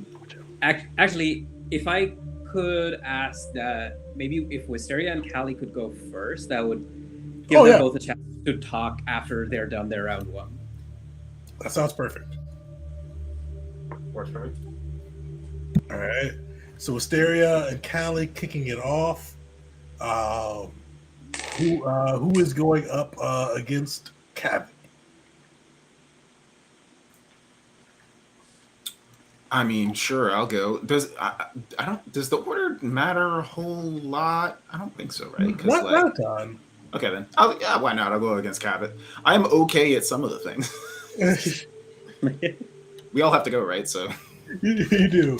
All right. So Will versus Cabot, and then we'll throw Belric. You're up against Arog, and then Crash versus Weird. All right. So you see the mugs amongst you filled. You see this Willow almost waltzing to Ezen's melody, swinging his big tree trunk-like arms to and fro. And then you see down the distance, far further than regulation, a dirt board nailed into a tree. Callie Wisteria, you are first. Down your mugs. DC 29 con save. Or 28 Right. con save. She'll say good luck, Sir Wisteria. I don't count on luck. Nice. 28. Get exactly the DC. Whoa. It's just Callie absorbed down by that the roots. It's just all absorbed by the roots. Perfect. So, Wisteria, you save. Callie, you get a +1 bonus. And then throw your darts. You've got the... dodge the willow. Dodge the willow. Yes. You can do acrobatics, deception, or nature for your check. Nature. I'll use my plant empathy. I will. I think willow is a flowering plant, right? So as she approaches it, she'll say, "Oh, excuse me, may I please pass?" I'm gonna use that hero point on that. Oh, I will use hero point on that. Oh, wow. Yeah.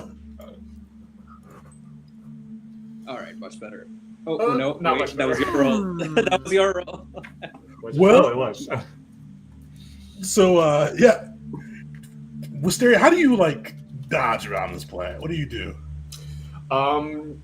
With how hard she went in the last game, I think there's still a little bit more than just a buzz going on. So it's she's sort of stumbling, but then turns that into a backflip and she lands. And then, so combining the drunken, unexpected movements where the Will can't get a land with her in tandem with her natural skill at moving across rooftops and sneaking into places she's in. You see the willow swipe at you with that almost unnatural backflip, completely puts you out of its reach. Callie, yeah, you see the willow look at you hard for a moment. It's hand raised and it just slams it down, and you just narrowly pass it. Here you go, fine. Close one. All right, hurl your darts, athletics or thievery. DC 30. Picks it up. Tries the athletics. All right. All right, so Callie, actually both will fail this round. Give me another throw. All right. All right. Okay. You guys are throwing. Yeah, you throw it. The darts are hitting the board, but just not right at the bullseye. But luckily, you guys are staying lined up with the order. So another throw. Can Look, I know this is my job on the gavel, but Could I summon Dura? You could if you wanted to have your and same thing with your Belric, have your bear substitute. Okay. I'm not sure he can do No. Okay. She's not going to be as try hard as me, but what she will do is she will dismiss the hardwood armor Right. that she has on from her impulse. So she will lose the -2 penalty that she's had, which would have allowed her to pass both the previous checks. Oh, you got the Kineticist archetype. Yes. Hell yeah. So we do that, and then we try again. Yes. So yeah, you guys were going like both like just struggling to both hitting the board but struggling to get that bullseye. You see Callie. How does it look as you dismiss your armor? A little bit indecent, as like there's these wooden pieces that are like covering her body, and then as the wood just disappears into splinters and becomes ash, the rest of her body, it's all plant, but the shape of it is very much like a nude humanoid woman. So she looks like Mystique from the X-Men movies at this point. No, but she's hot. Oh no! Oh no, God! We've made a mistake. Crash is going to elbow Belric. And with that, like, she has the freedom of movement to like make the perfect shot. You hear Ezin go, like, have nudge Groshin and go, "Oh, she looks like she's using your strategy. Just get naked and hope it works."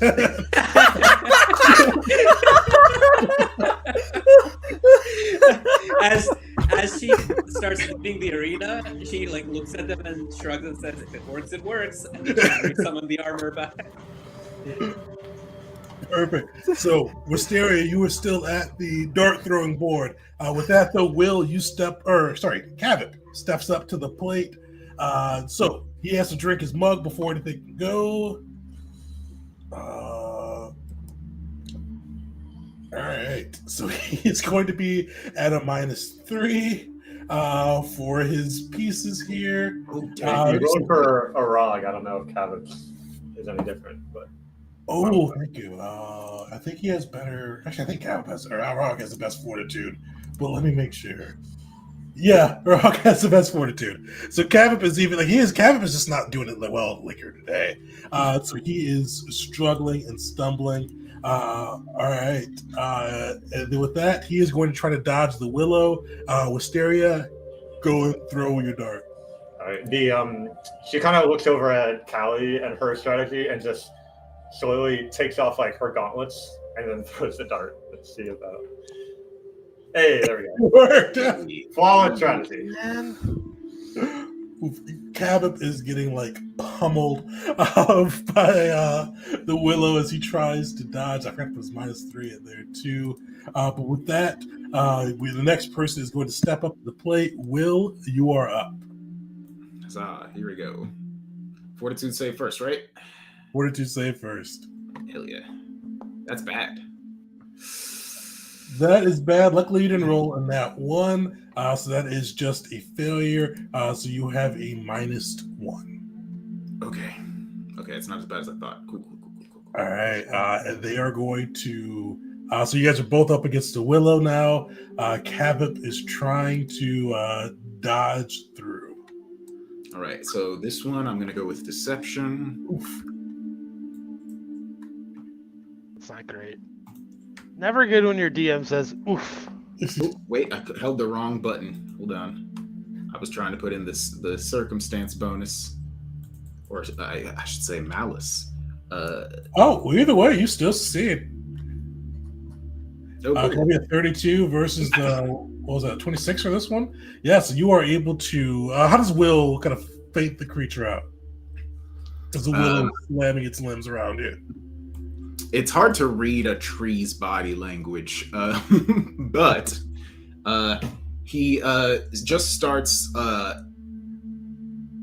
He starts running in one direction, and then does something that the tree could not have predicted he was capable of doing. Suddenly, his wings pop out and stop him. Like it throws out all his wings to like slow him down like a parachute to suddenly stop in place and instantly head in an opposite direction to throw off the tree's aim. Perfect. Well, you move on to the dart throwing stage as Cap is still trying to dodge this tree. Give us your choice of athletics or thievery. All right, so I don't do it again. I forget every time. Which button is it to pull up the screen that pulls up the circumstance bonus thingy? Is it Alt? Shift. Shift. Shift click. Shift click. All right, so it's athletics or thievery. I'm choosing thievery. All right. Shift click. -1 circumstance bonus for... All right. we go. All right, you get close on the board, but not able to it. You see Cavip getting frustrated as he tries to dodge the tree. Give us another roll. And Cavip is able to get past the tree. He almost just like bulldozes through. All right.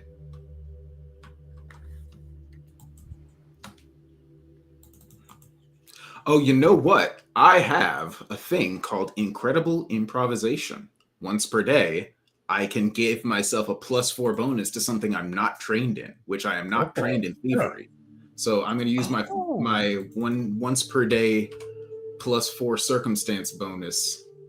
Now, how does that interact with the circumstance bonus I already have? Is just become a plus? Well, here, let me just do it. Yeah, or plus whatever, -1. Yeah. All right. Here we go. Nice. And it's a natural Nice. 20. Oh shit, that is incredible. How does Will just like untrained but nails that bullseye? Look at the gods, baby. He just sort of like closes his eyes and just relies on Rashanael's pride and inability to allow him to look bad in public. So sort of Rashanael kind of takes over and he just throws it. Or I should say she kind of like throws it using his arm. She's like, you can't make a fool of yourself here. Rashanael's divine intervention lets Will go through and the Gavels get ahead. This will be Belric. Belric, give us your drink. Stout. Right. Grab your stout and give us a con save. I don't know if that joke was intentional or not. Regardless, that sent me. That sent me. Oh yeah. Con save. All right. Constitution save. Where is this? Oh, sorry, fortitude save. That was my bad. Okay. Nice. Belric downs it like a champ. Just shy of a crit success, but you knock that out, and you get to the stage where you get to dodge the Weeping Willow. You get to choose between nature, acrobatics, or perception as you dodge, and Cavip is going to try to nail the dart, and he will succeed. Is that it then? No, you go too. Okay. I know how willows move, dude. Okay. I can easily dodge a willow based off the wind. So one of these. Now I feel the wind. That'll succeed. Okay, cool. Thank God. Cavip moves on to the next stage, bringing in who is next? Arog, as he goes through and chugs his beer. He will fail. Going to get -1 to his rolls. He is going to try to dodge the Weeping Willow while you go through and try to nail the bullseye. You have your choice of athletics or thievery.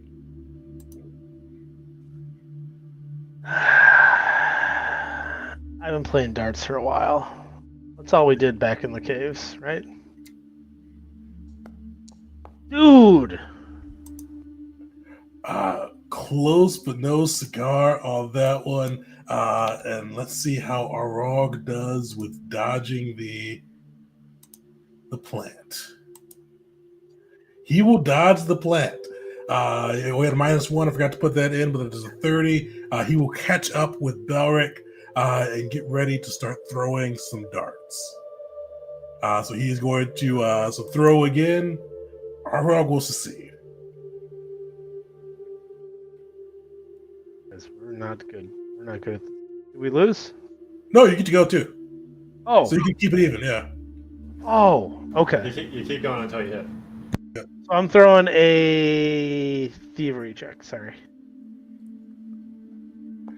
So unfortunately, you see Arog nails it on the bullseye.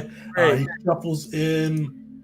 Who is up next? Wiru. And then Belric is still up at the piece. You see Wiru almost float in on a gust of wind. And he's going to try to chug his beer. His fortitude sucks.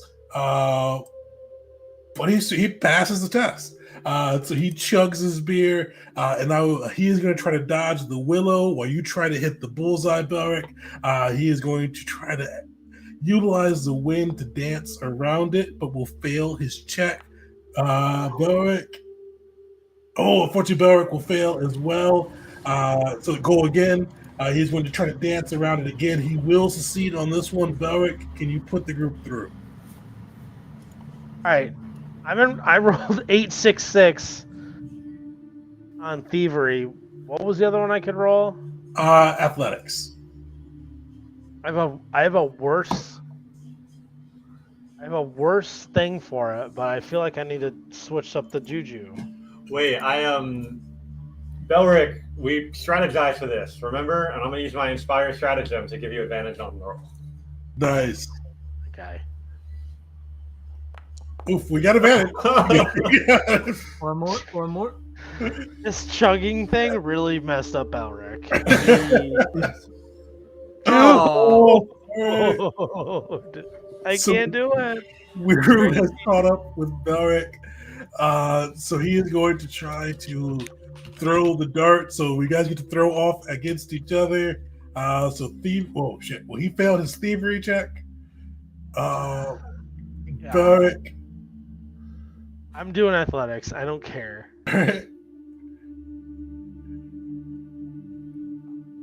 All right. Throw it off. You see them throw again. Wiru will fail.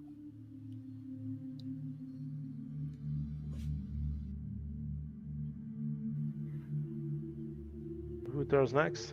You go next. Oh shoot! Sorry. I'm still doing athletics. I don't care. Oh, thievery would work. So close. Shut up! I should. No, I was doing thievery. Is what I meant. Oh, Doing all right. thievery. No. Both just hitting so close to the edge. Wiru throws again, and he will succeed. That's a team win. Oh. Renegades take 1 out of 3. They won because of that. Unfortunately, they did. You see Wiru like almost propels with a gust of wind behind it, the dart into the thing. And you see the Arog cheer go, Renegades! And then collects their nectar of Kosir. But you do see, and Arog kind of gives Callie a good pat in the back too. It goes, "Hey, you made it keep up with us. I mean, hey, you know, I know you were here for a lira, but do you like gold?" I don't hate it. Well, who hates gold? I mean, we kind of need somebody that because you can heal, right? Let's discuss this in our camps. Yeah, Let's all right, enjoy the yeah. Concierge Nectar. A win for the Renegades. And then she'll end her conversation with Wisteria at that point and leave. So, if you don't mind, we'll just cut back to like the conversation as Oh yeah, sure. the others. Cool. So when Wisteria catches up, maybe they're both like just a little bit catching their breath. She says, "Fun festivities, yes." I mean, whatever it takes to satisfy a god and get the nectar, that'll probably save my life at some point in the future. Still. Oh wait, how will her approach be? I was told that you are one of the 2 co-founders. I heard you mention the other one during his the ceremony. I, from what I know, all I've heard, the both of you started this organization together. I wonder which of the two is I suppose if you mentioned it, it must have been him. But do you see yourself as a co-founder? I see myself as an organizer. A lot of the people you see chugging beers over there, I scouted out, interviewed, recorded data, did background checks, everything necessary to ensure the gavel would succeed. But my strengths lie in those kind of areas behind the scenes. So you have an eye for finding talent and growing the organization.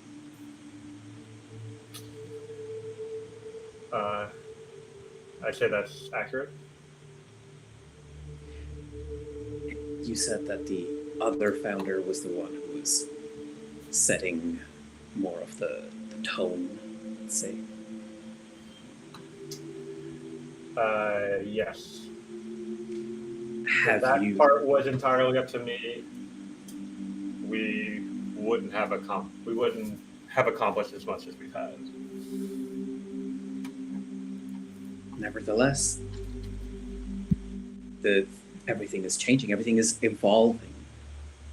The gavels are evolving, and of course, you should mourn what is lost, who is lost.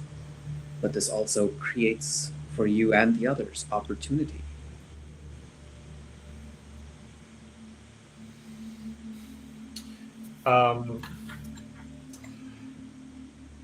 Yeah, we certainly have plenty of officers that I think would be interested in a promotion, as well as a few members of the B squad I've had my eye on.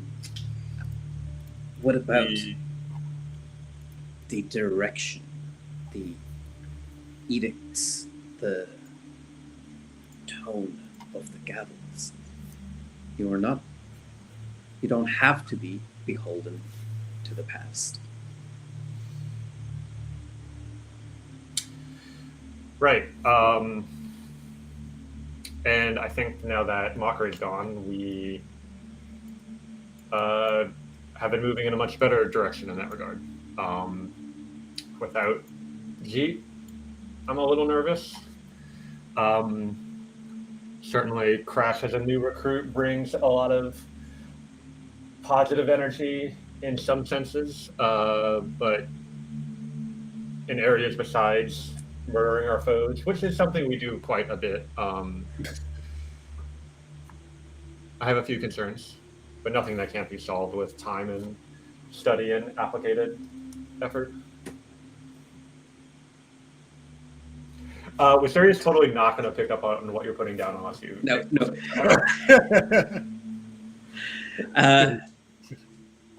And yeah, I think it takes her a bit to realize that. When she does, she says, well, I'm glad that the gavels are in good logistical hands. Yeah, it's the devil is in the details. And sometimes the details are what ruin an organization. So it is good to hear that there's someone looking out for the details. I mean, details are all that really matter when it comes to things like this. Do you have okay? She sees that at this point the last people are up, and so she has to kind of speed this up a bit.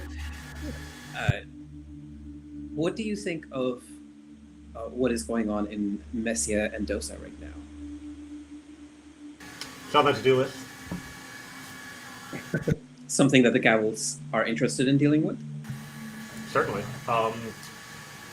There is nothing worse to me than an unchecked item on the to-do list, and as long as it's there, it's going to be boring a hole in my brain, bothering me until we can coordinate the time and resources to accomplish it. But unfortunately, our to-do list is long, and the death contract we have with the Baron certainly sets the priorities in the order that they're in. She files that information for later, and the last thing she will say is, so once the contract for Kata is done, what you need is a prioritization session, essentially. Precisely. Okay. Sounds like a well-run organization. And then she sees that Weary has won and says, "Oh, go Renegades!" Woohoo! I'll catch you later, Wisteria. Sir, Wisteria. I think I'd like that. Talk to you again sometime. And I meant to mention it to you offline, Wisteria, too, but I picked Sir just to keep it like gender neutral. Or I guess I don't know if Sir is gender neutral, but you can do Lady Wisteria if you prefer to. I mean, I've definitely, like, in terms of, like, being a knight, I think Sir is a pretty gender-neutral thing. But I like the sound of Lady Wisteria. Let's go with that. Oh, all right. Then, yes, I will catch with you later, Lady Wisteria. Perfect. You guys see as the Adamantium Renegades come celebrate, you do see the Baron, the ruler, the wanted former ruler of Kata, kind of maneuver over closer to both groups, and he calls out, he goes, "Gavels, Renegades, it lifts my spirits to see you all celebrate, especially upon my homeland. Especially winning some more of the gods' own blessing. I know you will use it well, and I hope it will keep you safe during the rest of this trying war. But before we discuss and actually, everybody, before we get in the next bit, everybody just roll me a d20. Straight d20. Oh no. This feels familiar.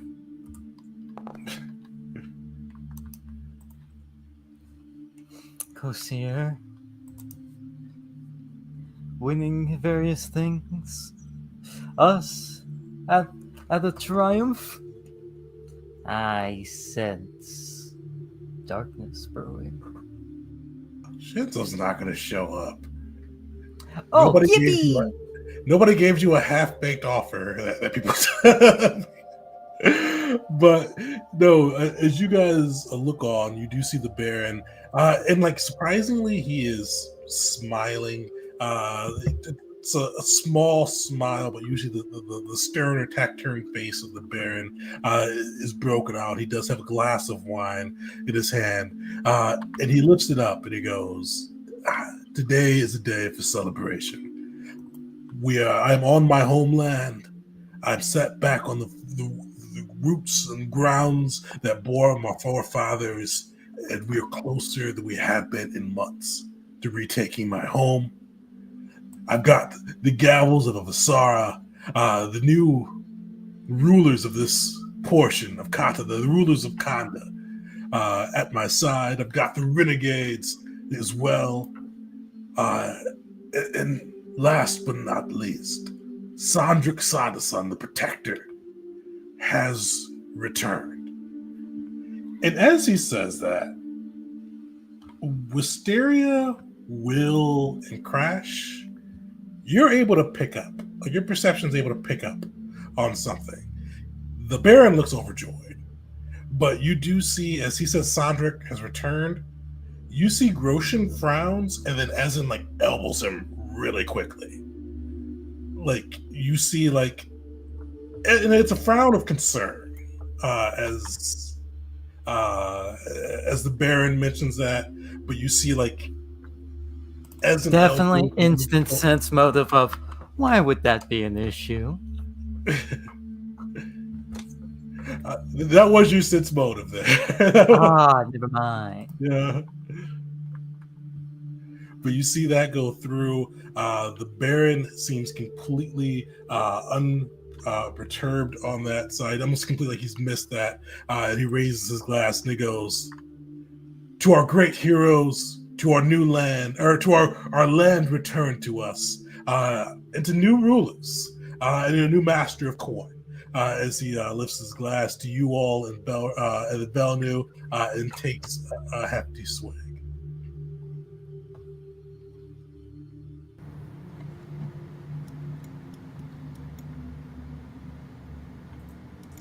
Do the gavels do anything? Wisteria will raise a glass, and just like to the surrounding gavel sitting around her, not any louder, she just says, to doing whatever it takes to win this war, and takes a sip. She's very impressed by what she suspects Grosjean and Essen have done.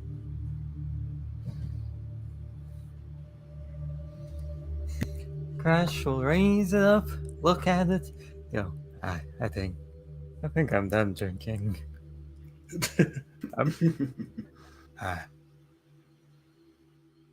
Yes, I think I have some water. Yeah, it's certainly been enough, I think. He's just gonna turn over and hug Belric. You're on mute, Barak. Still on mute. Belric, Oh, there you go. Belric would hug him just as hard back, like as hard as a dwarf could.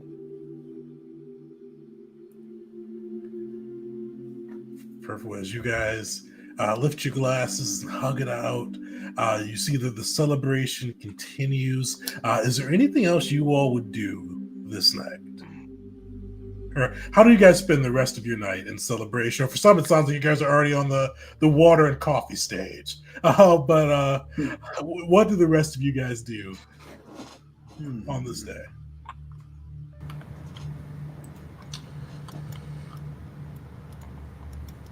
You know that feeling when you've like forgotten something, but you know you forgot something and you just can't remember what it is? That's how no. Wisteria feels about at the end of the drinking contest. Like she's like, there was something I was going to write down, something I thought of, and we'll just try to get back to that stage.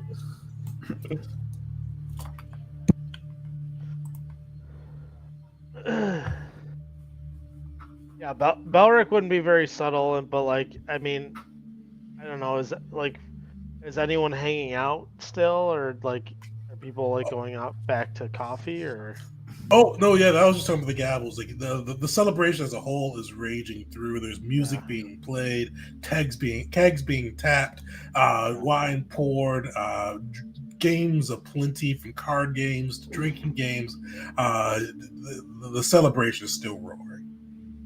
So Belric would continue to embrace like Crash, and he, or they'd be embracing each other, like kind of walking back and forth or on to the next thing. But you would be like, "Hey, brother, I know that there's pain, not in that heart.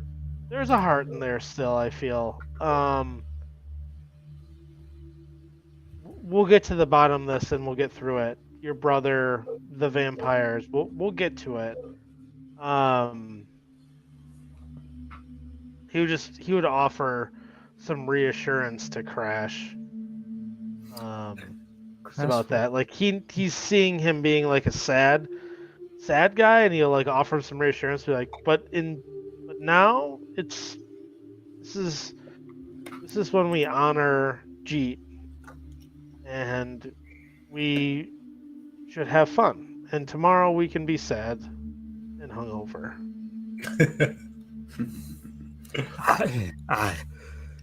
You're right. You're right. He'll wipe his eye. To the fallen, and to those who live to tomorrow. And he would go over towards like Wisteria, Will, if they're still hanging out, or the Renegades if not. What is Will doing?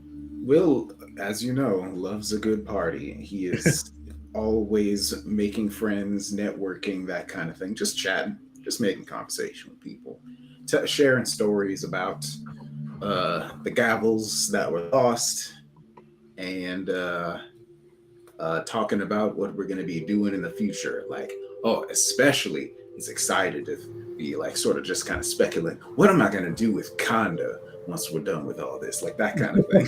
So is Will doing that to like eat? Yeah, sorry, go ahead. No, I was about to say, like, what am I going to do to Kanda? One word difference makes a huge difference in that sentence. with the two. Because right now it's like mostly ruins, right? It is. Yeah, they left the town in a terrible state. Like it's broken, burned. It'll need rehabilitation and people gather either its former residents or new people in. It'll need some TLC. Oh, this reminds me. At some point during this night, Crash wants to sneak a note to Asteria about building a medical school and hospitals once the war is over. Yeah. Out of curiosity, why a note? He's pretty fucked up right now. I've never So ridden a note truck. I've not. That was just my first thought. Sorry. Wants there to be a paper trail because he's not going to remember tomorrow. That makes sense. There we go. Yeah, I've done that. All right, okay. Okay, there it is. Okay. We've made sense of it. I've sent text messages before, so that makes sense. What's Callie doing during this time? Oh yeah, what is Callie doing? She's with the Renegades, yeah. So whatever they're doing, if they're celebrating, she'll be celebrating. And every time Ara keeps bringing up the fact that they have an opening, she will just like delay and defer and keep postponing this conversation, because at this point she's 60% sure that she's like looking to ally herself with the Gavels. But there's that last little bit of doubt, which she will resolve by talking to Belric in a later date. So, just celebrating with the Renegades and not committing to anything beyond this. Arog is coming on like not like strong, but he's Yes. definitely trying to do the hard sell. Yeah, like he's like if you like gold, we got gold. I think this is selfish and a little bit flavorful, but like I think one of the things, I don't even know if it could be accomplished, but Alira had a pet tiger. Stripes. Yeah. Stripes? Okay. And I would like, I guess like that would be one of Elric's concerns, and like I guess I would just ask in general, like what is happening with Stripes right now, and like how, like what's the future of Stripes? Definitely. Well, depending on what you're thinking, but the Adamantium Renegades, they're still taking care of Stripes. You've seen Cabot throw it meat. Awiru kind of petting it every now and then. It seems like they haven't neglected it per se. Yeah. Okay. Belric would be interested. Well, yeah. I've got 2 pets. I can't. Okay. I guess that's my thing. Is like way actually to get another one. Yeah, I would support it. Like in character, I think Callie is considering having the conversation with them about releasing him into the wild, like if that's what Stripes want, but giving him to another animal tamer, that she would be down for that. Yeah, and there's a week coming up for downtime. You were already thinking about retraining something there. I'm saying we just got to recruit all of the renegades. One by one. So maybe I would approach the Renegades as they're having their fun and be like, hey, like again, like sorry for Alira, and I would like cheers them, and then I would see them like feeding the cat meat, and I'd be like, you know, cats are better with like fish, you know. He's a tiger. Tigers are cats. They're in the cat family. Okay. And fish is meat. So Fair. I've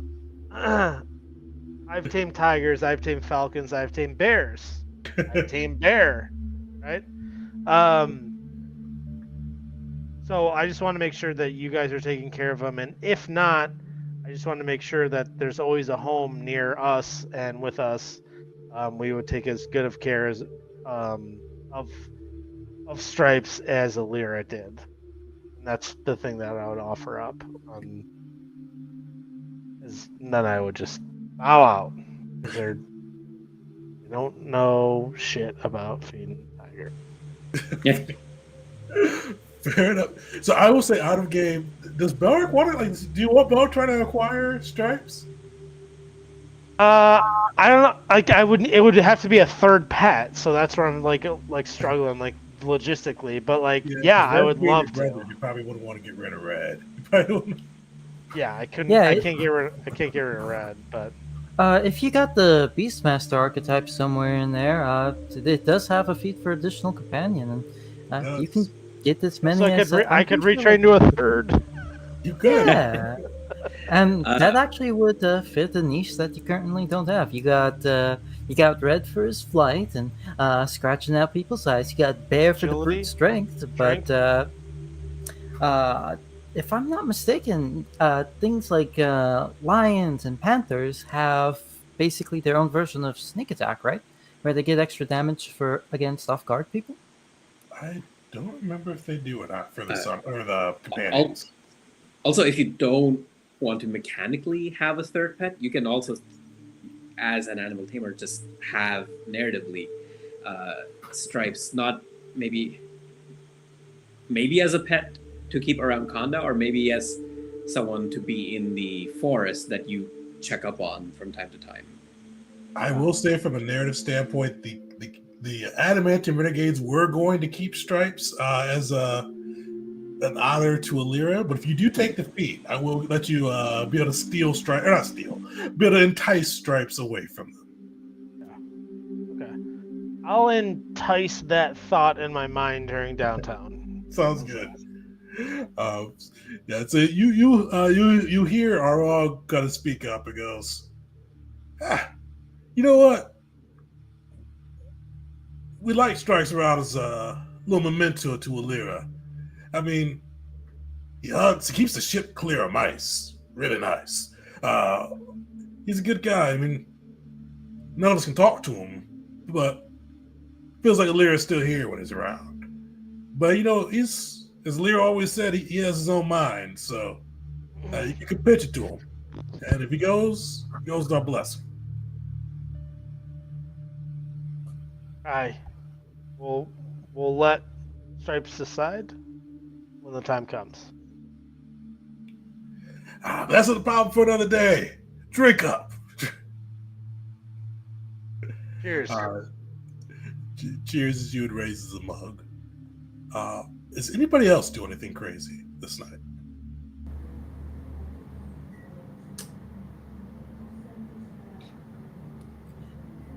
Actually, a separate thing with Crash to Hysteria, I just remembered. And I will say, mechanically, this is supported because at level 13, Crash will have access to a feat. At level 13, he'll have access to a feat that'll give him flight speed. So he's gonna go to Hysteria, and he's going to come in with basically this bag, set it down, scroll out a bunch of like broken parts, some feathers, coated in wax in a lot of places, some bits of wires and broken runes, and he'll just go, I'm going to try and see what I can do in reinventing this, repairing it. But I noticed you've taken some interest in how Warforge operate.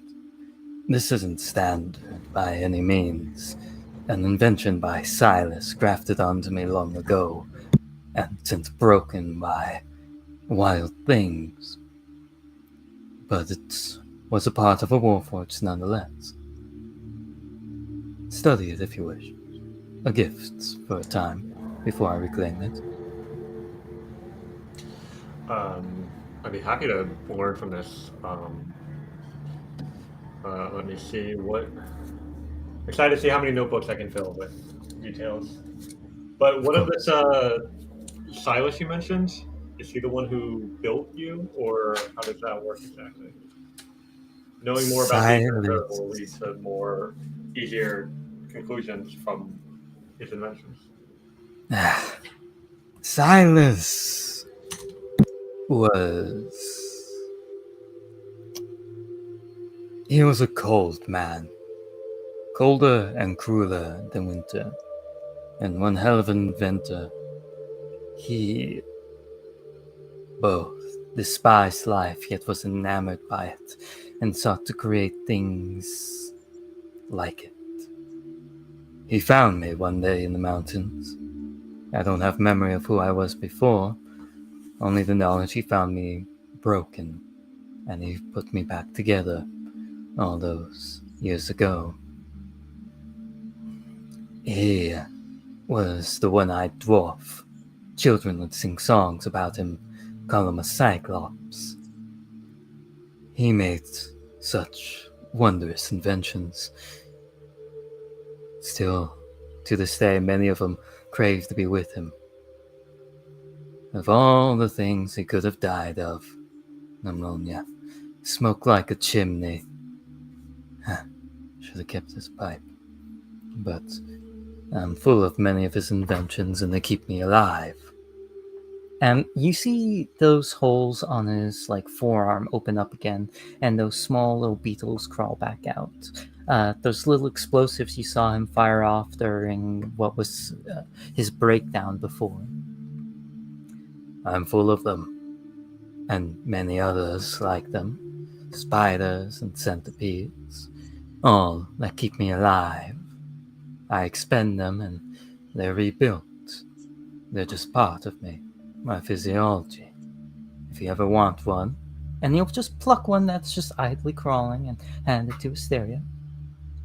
you can examine it, but its lifespan outside me isn't long. You can't sell it, nor use its parts for anything else. She'll kind of look it over a bit, wiggle some of its legs to see how the different joints and motors interact and respond to resistance, and then if you had all the skill of Silas and could reinvent yourself, what might that look like?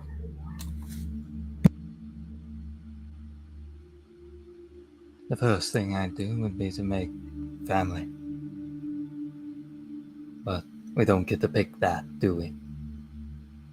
Just our friends. That's not a dissimilar choice to what I would have made. And as I told you, I've had dealings with reavers. It doesn't take much to understand what your disposition with them must have been like.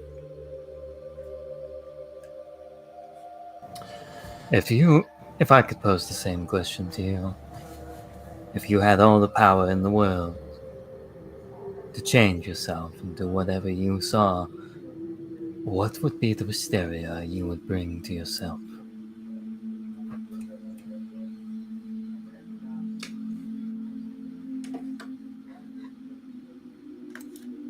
I think I just want to be able to not disappoint anyone anymore, to make the right decisions so that the people that rely on me will be satisfied.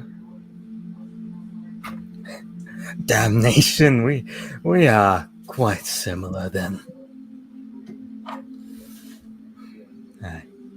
Glad to meet you, sister. Glad to have you with the gavel. And I am quite excited about the idea of a medical school here. I think the landscape suits itself to it, and hopefully we can get all the students. But that'll be an endeavor that'll take much time, money, and she kind of smiles at this, planning. So I looking forward to having that. Of all that is good and holy, looking over what you've written and the skill sets of the gavels, you each are trained in medicine. You have such skill in it. Belric knows all the local flora, and I have had some of the stuff he's given me, both in and out of combat. Will of Rashanael calls forth the power of God to heal, and you, follower of Notitia. It seems just logical. Surprised I didn't think of it myself. But that's what you offer to this team. Your inventiveness and creativity. I just record knowledge, but you're always coming up with new ideas, new solutions, and that's hugely valuable. Don't forget it. He'll nod to that. Perfect. Does anybody else do anything noteworthy during the rest of the celebrations following Reclamation Day? All right, we got to talk about this Callie girl. I saw her talking to each and every one of us. Does anybody know what she could possibly want? I was going to say, Will is trying to chat her up and is a little too drunk to be doing it civilly.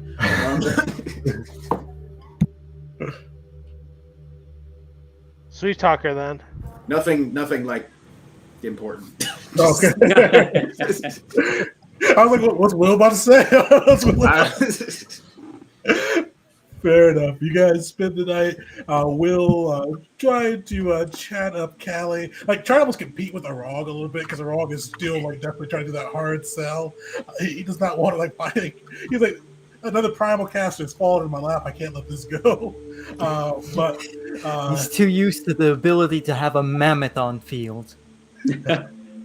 Well, I don't think Callie gonna bring that, but she definitely gonna bring some primal magic, which he would be ecstatic for. But you guys spend the rest of the night. For those who continue celebrating, the festivities go long into the night. For others, you're able to find sleep aboard the balancing act. I'm gonna pick on you first, Bauer. As you stumble into your bed, you do have a dream. What does Bauer typically dream of? Or does he dream? I mean, Belric's dreams are usually like of his past, like I would say like of the minds of Dozen. I would say like if you were to have a dream now, there'd probably be some inferno or fire involved because of the loss of Jeet. But that'll be I'm not making it. Sorry. What I usually dream of is just back at home in the mine. Oh, yeah. So you have your usual dreams, kind of your home and the mine, but the thing that stands out to you is you start to see vines growing through the kind of the rocks, breaking through, almost twisting around. You start to see the vines go through and almost start to break the rocks down until you start to see a cleansing flame burn through the mine. And then as it burns through this mine, you look up, you can see the sky above you, a full moon in its distance. You look around, you see forest all around you, and you see bears running through the forest, but not bears just on their own. You see men with bows and swords running alongside them. You look around, you see these forests. It looks like they are running from something, almost being chased. But as you look around, you hear a howl, and stand like almost as you look towards the sound of the howl and look back, you see standing in front of you the hulking form of the Warden of the Wilds. The Wolfman kind of standing in front of you. Mouth open but teeth not bared, as he looks at you and almost growls out, "Belric, how have you fared? How have your hunts been?" Well, I've met Groshen. Well, I'm assuming you've met, but I'm faring well. I have a task for you. Task. Let's hear it. You see, you look back, and you start to see these men running with bears. And Belric, you recognize them as the Bruins of Phasia. You see some of the members that you've ran with before. You see Raynor, the captain, kind of leading them deeper into this forest until darkness claims them. Like they kind of keep running in and then just lost from sight. But you see, as Raynor kind of like runs into that darkness, he's holding something that just glowed with like an almost emerald-like power around it. Just like this green, this natural energy through it. Something has been taken from us. Your captain, Raynor, was tasked with protecting it and growing it. He has gone dark. We've not been able to find him in the natural world or the dreams. We need you to find him and to protect what he has until it can grow.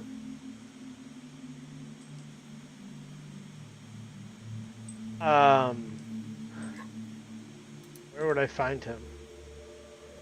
The Sylvian Forest. He's been fighting against the giants, but we tasked him with the mission to gather something important for us. So he was able to take a break. You know when he went missing? You can see he pauses for a moment. It has been roughly 2 weeks. But we'll need to find him. You've got time to patch your wounds from this fight, take the time to train, do whatever you need to. But we'll need to find him quickly after that, because he has a gift from Hura that cannot fall into the wrong hands. Might know someone who can help us with that. Thank you. You see, he nods, and he goes, find the Bruins, hunt down any who would have harmed them or taken Hura's gifts, show them no mercy. But bring back the gift, and if you find your captain alive, Raynor, he'll be able to tell you what to do next. Otherwise, we'll come to you in a dream.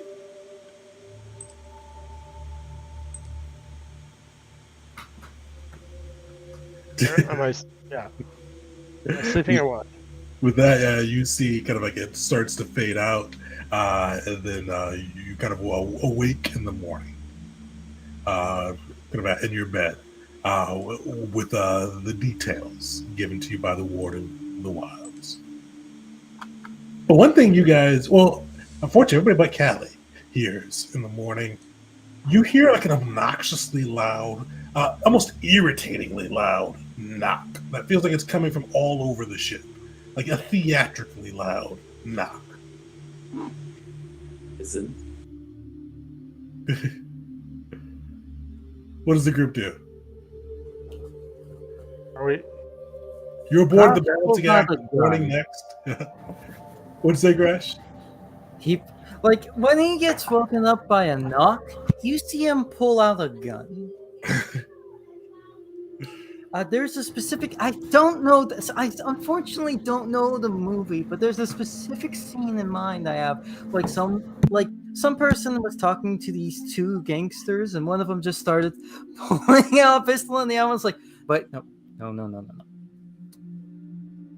That's kind of what I imagined for this morning. I think Will would answer the door in a sort of state of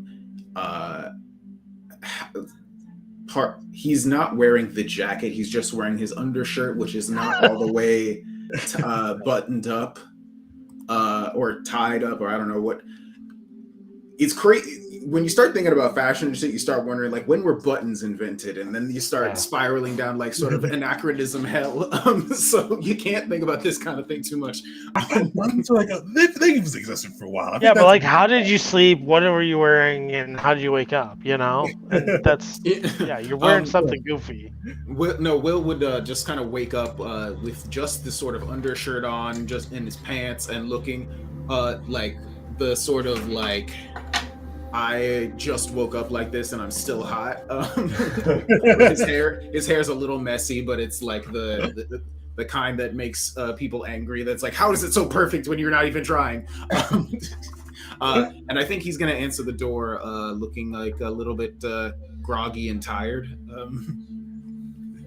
But answer the door like that, I think. You'll just hear a vague show through the hallways. Not before I have my coffee, and Wistari will go put together some of that Blood Eye coffee with Belrick's help before even bothering to answer the door. He'll be late. as Crash draws the gun, Wisteria puts a pot of coffee on, and Will answers the door. Wisteria puts a pot of coffee on, and Crash draws his gun. As you open the door, you see just like a disembodied face in front of you. And he goes, "Ladies, it's been too long. You know what? I mean, I thought we were so much fun together, but I have a job for you." And you recognize the voice of Narak, the Baron of Chaos. You see, I knocked you before. I would have just come right in, but we're not friends anymore, so I knocked. I think that's very polite. Very polite, right? That There's is a very clear ring out as Crash fires the gun, and be it like he didn't do the proper maintenance, he's a bit too hungover, or something from the rock, whatever it is, I imagine it just misfires and just pops in his hands. He's just like, that guy. Will's gonna look over at the sound and then just kind of look back at Narak. That was very polite of you, Narak. I much appreciated. And then I'm gonna start closing the door. Wait. I've got a job for you. You like to tell the truth, right? I mean, you've told the truth before. I know of a grand conspiracy that goes right up to a god. How? Where is everybody around also hearing this? Like, I know that Crash is. No, Elric would actually be approaching. This is very weird, but approaching the closest person he knows to hear during this, and you would be approaching Callie. Okay. This is off screen, but he would be like, "Hey, like I think like the Warden of the Wild just called me in my dreams." You guys go ahead. I'm just saying. Yeah. We will definitely, that is going to come up. So we will definitely pivot to that. But for those aboard the ship, Wisteria, Crash, and Will, I mean, he's talking, but like he's reverberating it through the ship with his voice. So it's normal volume to Will, but it's like everybody can hear what he is saying. Wisteria turns the corner and like sees him with a cup of coffee in her hand and says, "Yeah, I'm gonna need another cup," and starts going back. Hey, Wisteria, I missed you. A+, right? It's already down the hall. All right, you have my attention, you son of a bitch. All right. I love a conspiracy theory. And I'm trying. Where did I put my bullets? As he's like trying to fumble with a different gun, like giving him a time limit. Okay, you got to like a little. I drank too much last night. I like Mok a lot better than this guy. I'm sure you do. Oh, Will somehow looks more tired, and he says, "All right, I'll hear you out." Okay. What's up? I knocked. I waited for you to answer. I'm trying to be polite here. Gracious. So gracious. Conspiracy right up to a god. Because you know what? This guy acts like he doesn't lie. He's all righteous and honorable and blah, blah, blah, blah, blah. But he's telling a big lie. You know what? And he told a big lie, and he didn't even ask us. He didn't ask me. He didn't ask Shinzo. Boss is the Lord of Lies. Feel like you're going to do a big lie and you're the best honorable such and such, you should clear it with me and the boss, especially if you lie about my boss's best friend. All right.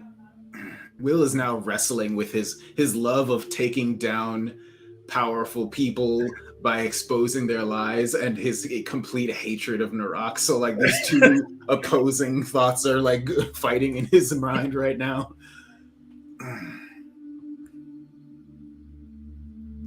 All right, come in.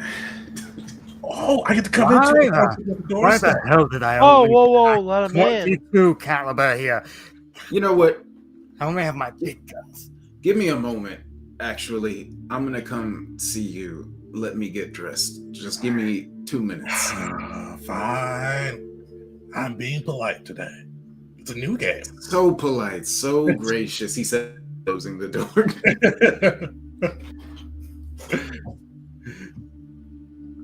Will goes and gets dressed and then meets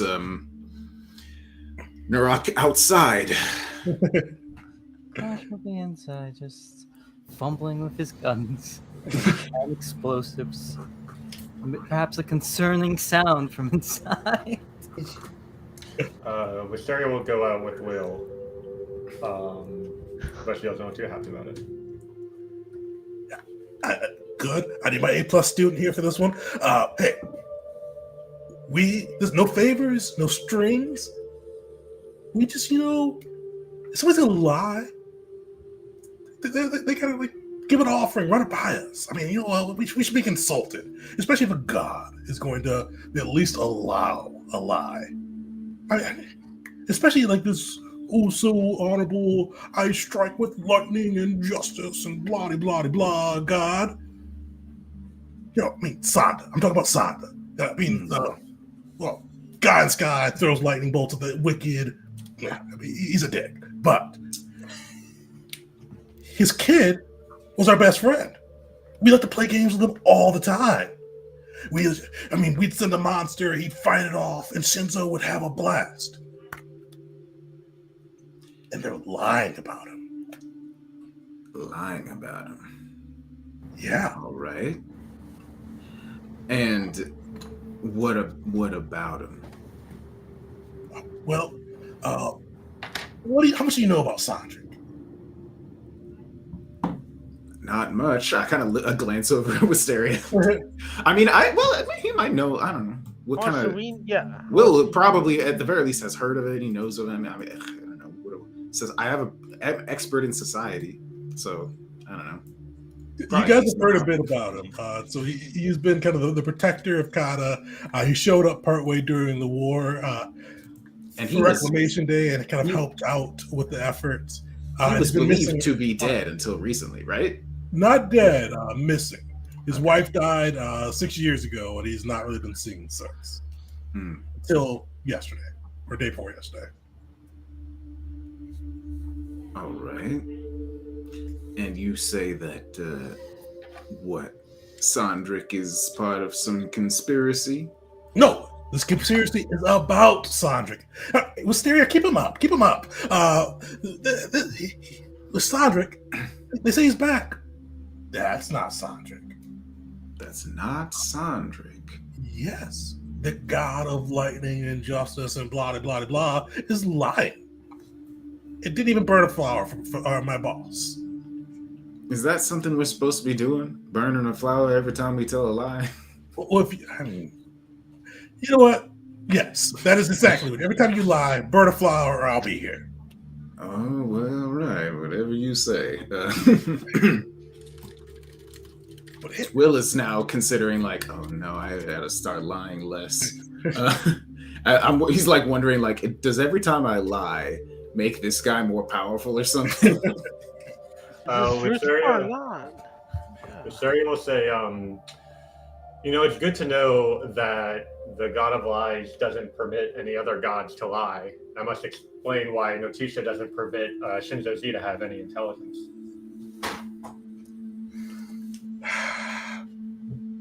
Good snap, Wisteria. That's why you're A+.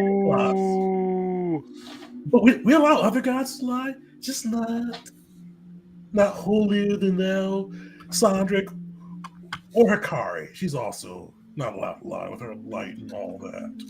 But you trust me, I'm getting an earful of it right as we speak. I think this would be a good job for you gals. You like to uncover.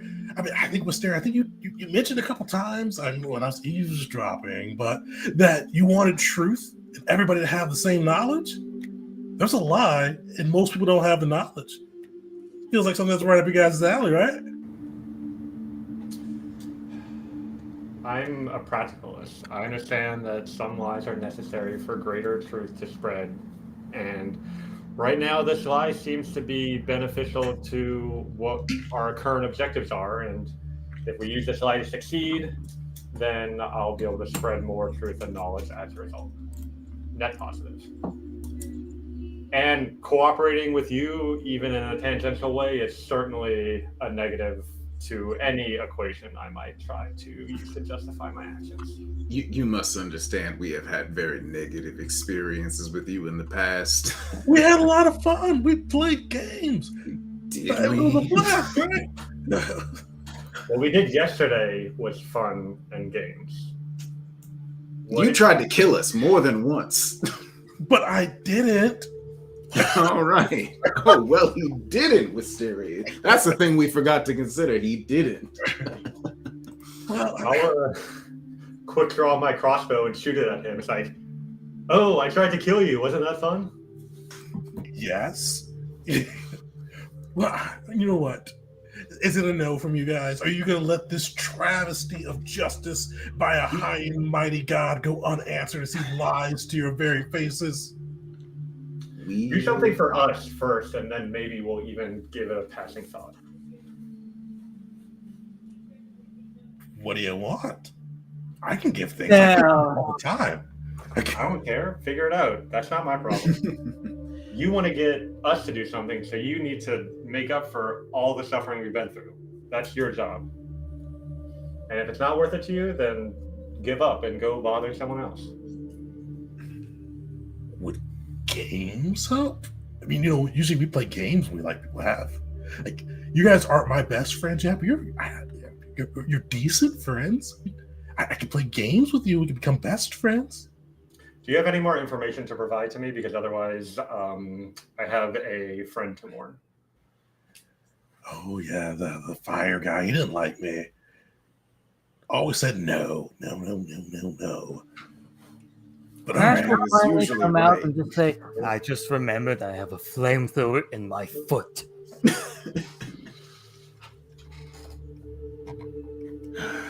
I'm glad we got Macarena and you guys got this guy. All right. Macarena. While you take some time to think about what you might offer us, why don't you give us some time to discuss what we might potentially do? Okay, I'm just gonna go find somebody else, but I'll still be around, guys. Bye-bye. All right. God, it's so you understand. It's exhausting to talk to him because he's obnoxious and I hate him.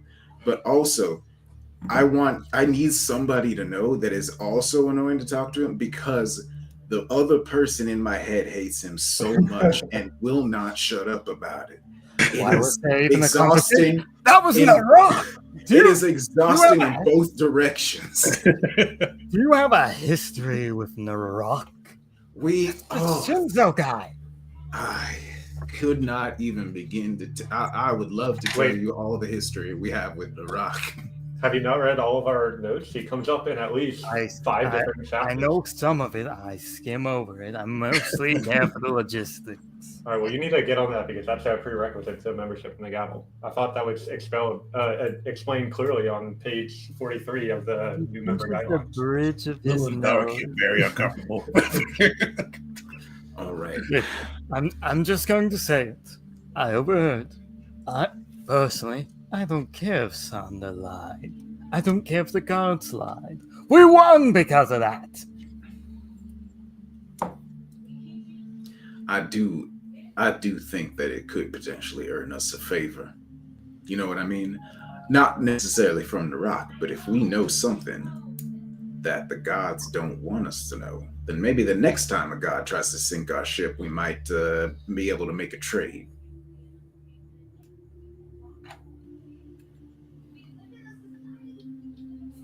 Crash is just blinking and just says, I'm pretty sure we have to build something to do with the storm first here once we're done, so I personally don't want to get onto their bad side.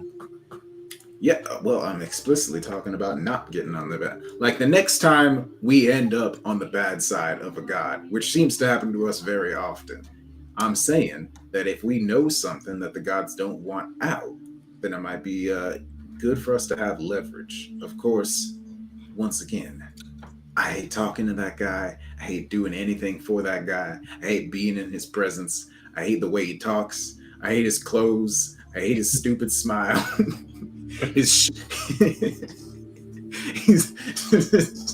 L ratio, like everything just... Wait, I just realized.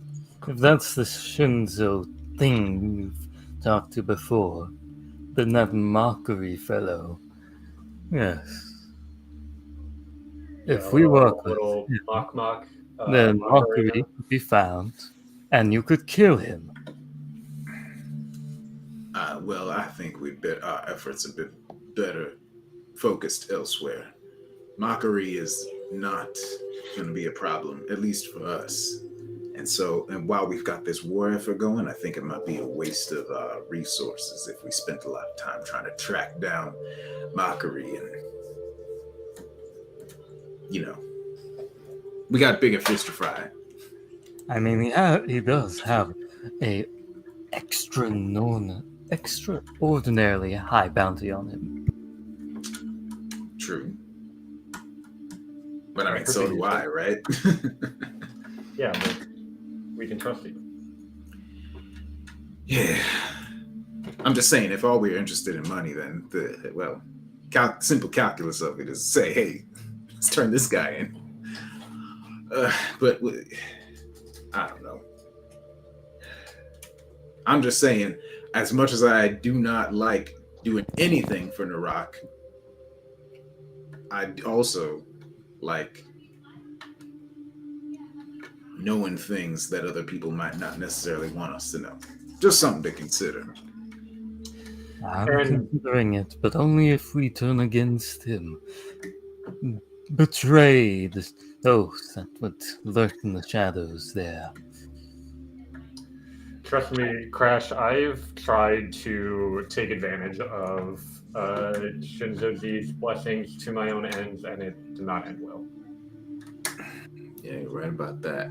Hey, but you know what? Maybe that's all the information we need. Maybe we know there's some sort of subterfuge afoot. Maybe that's all we need. Maybe we look into it on our own without talking to Narak Anything again. to do with them is tricksters. It's always a trickster thing.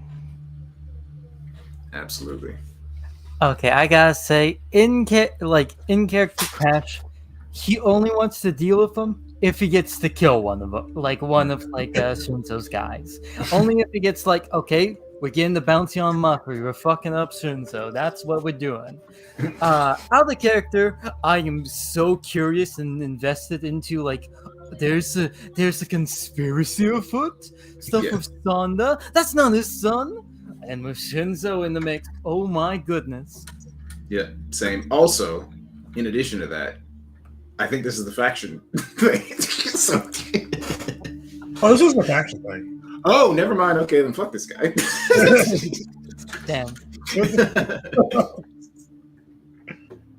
Out of the character, I'd like to vote for it, but in character, ain't no way Crash is being Will is only even considering it because, like I said, he would love to have some sort of leverage over any god. Well, and we have it.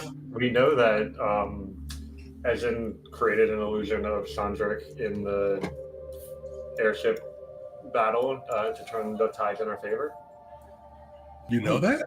That was an illusion? That's Wisteria's hunch given the reaction she saw between Ezin and Groshan during the talk yesterday. But she's saying that like it's fact. Well, you got sharper eyes than I do. I didn't even catch that. It was in my notes from last night also.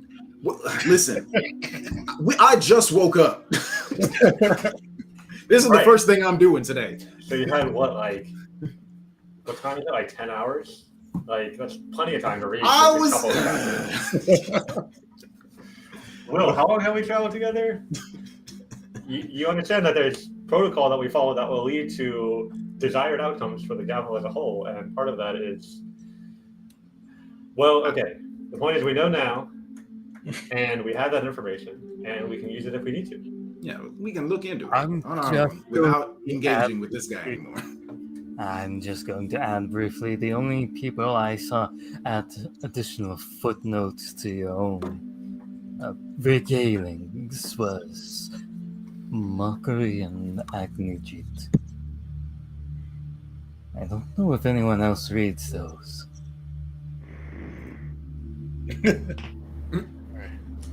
Belric looks really uncomfortable. Oh, Belric's not even there, but it feels a little uncomfortable as he walks towards Callie. But from that, we are going to pivot towards Belric and Callie.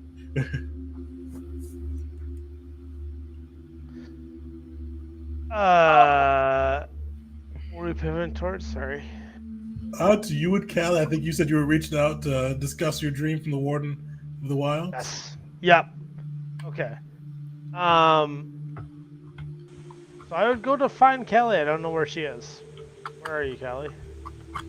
Go where the renegades are, in the renegade camp. Okay. They probably have their flag or banner.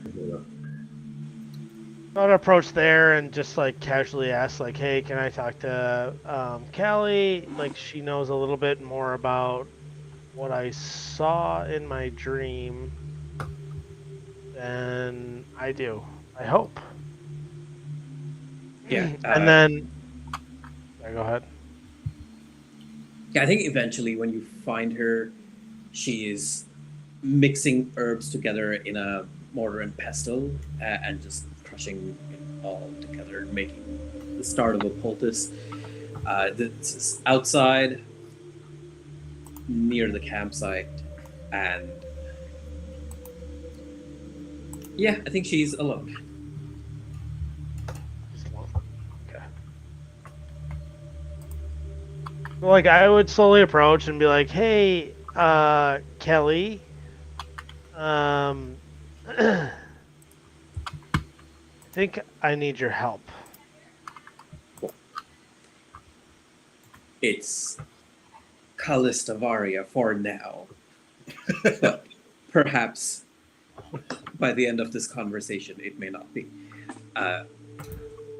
What I was going to come to your camp this afternoon and say those words exactly. What do you need help with? I had a dream, and I need to know what you know about the Warden of the Wild.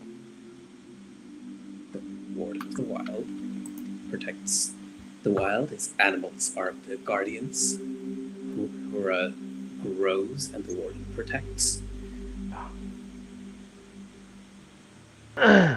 And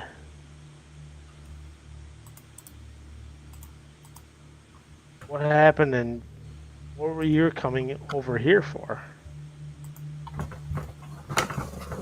There was something that she kind of side-eyes you a little bit, and she says, something of Hura's that was supposed to be in the forest here,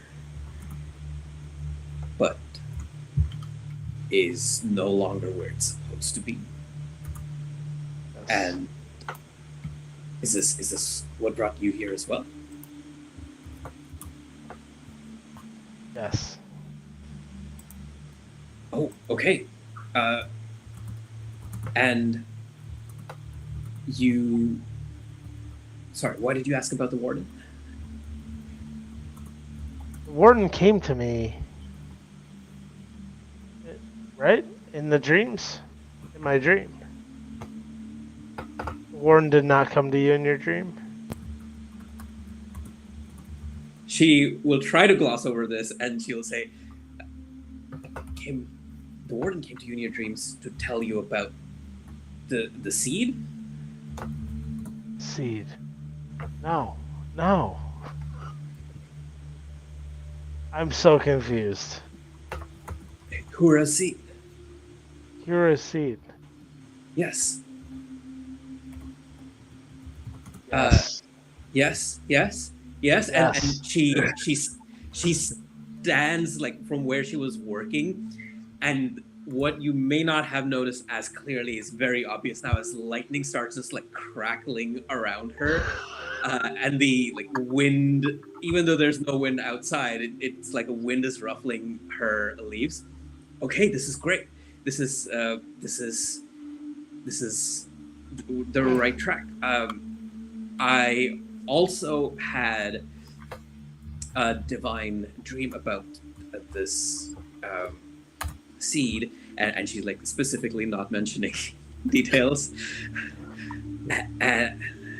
And I know that it's here, and it's so important to her because we can't. She like lowers her voice. We can have a proper sanctuary here on this island, But for that to happen, the seed needs to be in the forest at the right spot and grow. And right now, it's missing. She'll say that last part just a little hesitantly. And so I was coming here to ask Alira to come and go with me to the forest and find this out and return it to its proper spot. But Alira's not here, but you, you were given the same mission by the warden. So you and I, yes, we could go into the forest. You, me, Bear, Dura, the four of us. We can do this. Yeah. Yes. Balric raises up and he's like, yes, we can do this. Like, he was a little bit confused at the beginning, but he's like, I'm in. Like, this makes sense to me. I am here for this. Yes. Okay. Well, we'll go at your earliest convenience. I'm just going to be spending some time here making poultices for the renegades. I'm just going to offer the Gavels the same service, but whenever you're ready to go, we can head into the forest. If you're offering the same services, you might as well offer them to us, but I can help you with this, and you've met Crash, who's also on the same. There's some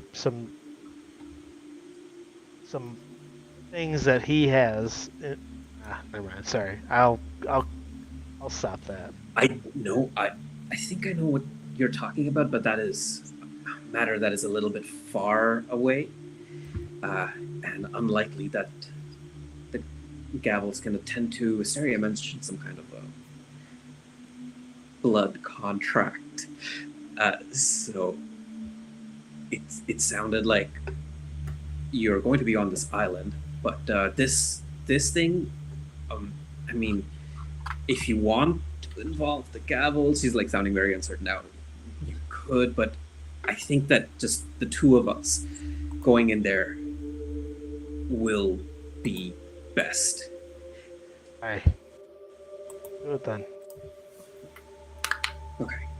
All right. Okay. Excellent. Yes, let's go. And yeah, she's just, the excitement is so visible on her with the electricity that it may look a little bit off-putting, like just a touch scary. Yeah. It does look crazy. Does Barry check in with us, the Gavels, before heading out? No, I've done my work. I'm good. Fine.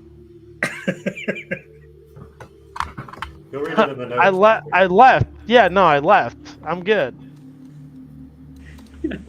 All right, we go into the forest. There's no bear or anything. Yeah, bear's gone. I left Bear. Everyone knows that only good things can come from wandering into the woods with strange plant women. Say, strange, hot plant women.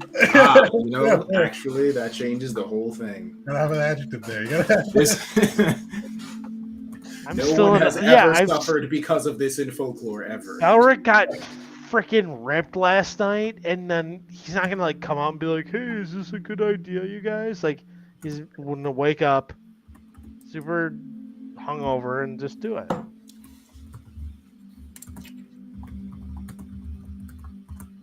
Okay, so with Barrick and Callista Varia heading off towards the forest, is Bear with you, Barrick, or is Bear not? Yeah, of course he is. He's always with me. As they start walking towards the forest, then she says, "By the way, you can call me Callie." Yeah, I'll have Bear and Red with me. Oh, Red with you too? Yep. All right. So as you guys head off to the forest, we're pivot back to Wisteria, Will, and Crash. You all notice Belric missing. Like, you guys, as you had your chaos dose from the rock, and probably shit talking the rock for the rest of the day, you realize that a dwarven voice is not chimed in to mention how much she hates the Chaos Lord. Yeah, Narok's getting roasted in the group chat. I'm just gonna say it. Crash already he just assumes he's with the cool plant lady that he was looking at with big puppy dog guys during the tournament. So he's Crash is I would have, Crash yeah, I would have he certainly trusts the involved Bellic Crash. to go off and do his stuff. I think at some point in the afternoon, with Sarah would be like, "Can't read my notes. I can't believe like." Belric's got to read my notes, right? Like he's like the most loyal to the gavel. Yeah, Belric reads all of was my busy. notes. I was busy last night. All right, we were at a whole party. I can see this area giving you a quiz for like the last 3 weeks. I was about to say the same thing. Like, all right, and what was that? What happened on the 23rd of? Shoot, what was the? There was a cool like month name for it that I had on the tip of my tongue. Naren. Doesn't one of us have a scroll of status or something like that to check on him if we needed to? I think Cheat can cast that spell. Or could cast that spell. He did more. He did more. Dang it. All right, well, I'll start looking for anything that might indicate which way he went. As it becomes apparent that he's not at the balancing actor anywhere nearby. Whether that's like looking for clues or footprints. I mean, I'm sure bears' footprints are pretty easy to spot. I mean, I don't think I would be like very deceptive if had I left. Like, right? Yeah, I don't think you'd be like trying to hide your tracks or anything like that. I woke up hungover. I followed a woman away. Like, what else is there to? For Wisteria, as you go through, you do see tracks heading towards the forest, matching 3 sets of tracks with an occasional feather or two as you pass through. One heavy matching kind of bear's pattern, one matching Belrix from what you've seen before, and another probably slightly unfamiliar as you kind of look through, but all kind of heading north from the camp towards the Asuvian forest. All right, well, I'll make sure I have all of the gavel with me and say, Belric must have gone this way. We should go make sure he's okay. And follow the trail. Not feeling in the most trusting mood lately. At least check on him. I don't think Narok did something with him. No, I hope not. I can't deal with this guy anymore. See, I thought he would have liked my jokes, but maybe this is his way of getting back at me. He did say he's an A+ student. He did say. Either way. Perfect. Well, that is where we'll wrap with Callista Varia and Belric head of the group as they dive into the Asuvian forest, and the rest kind of following behind as you all head. And Callie didn't give them all of the details yet, but there are some additional details as you guys head into the Asuvian forest and try to reclaim a seed of Hura. The 2 different members, one member, I should say, at this point, of the gavel were given, and another potential renegade, potential gavel came across, and that is where we'll pick up next session as we go into that side. So everybody join us next week, and we will kick that off. But we'll wrap up for today here. All right. See you guys next time.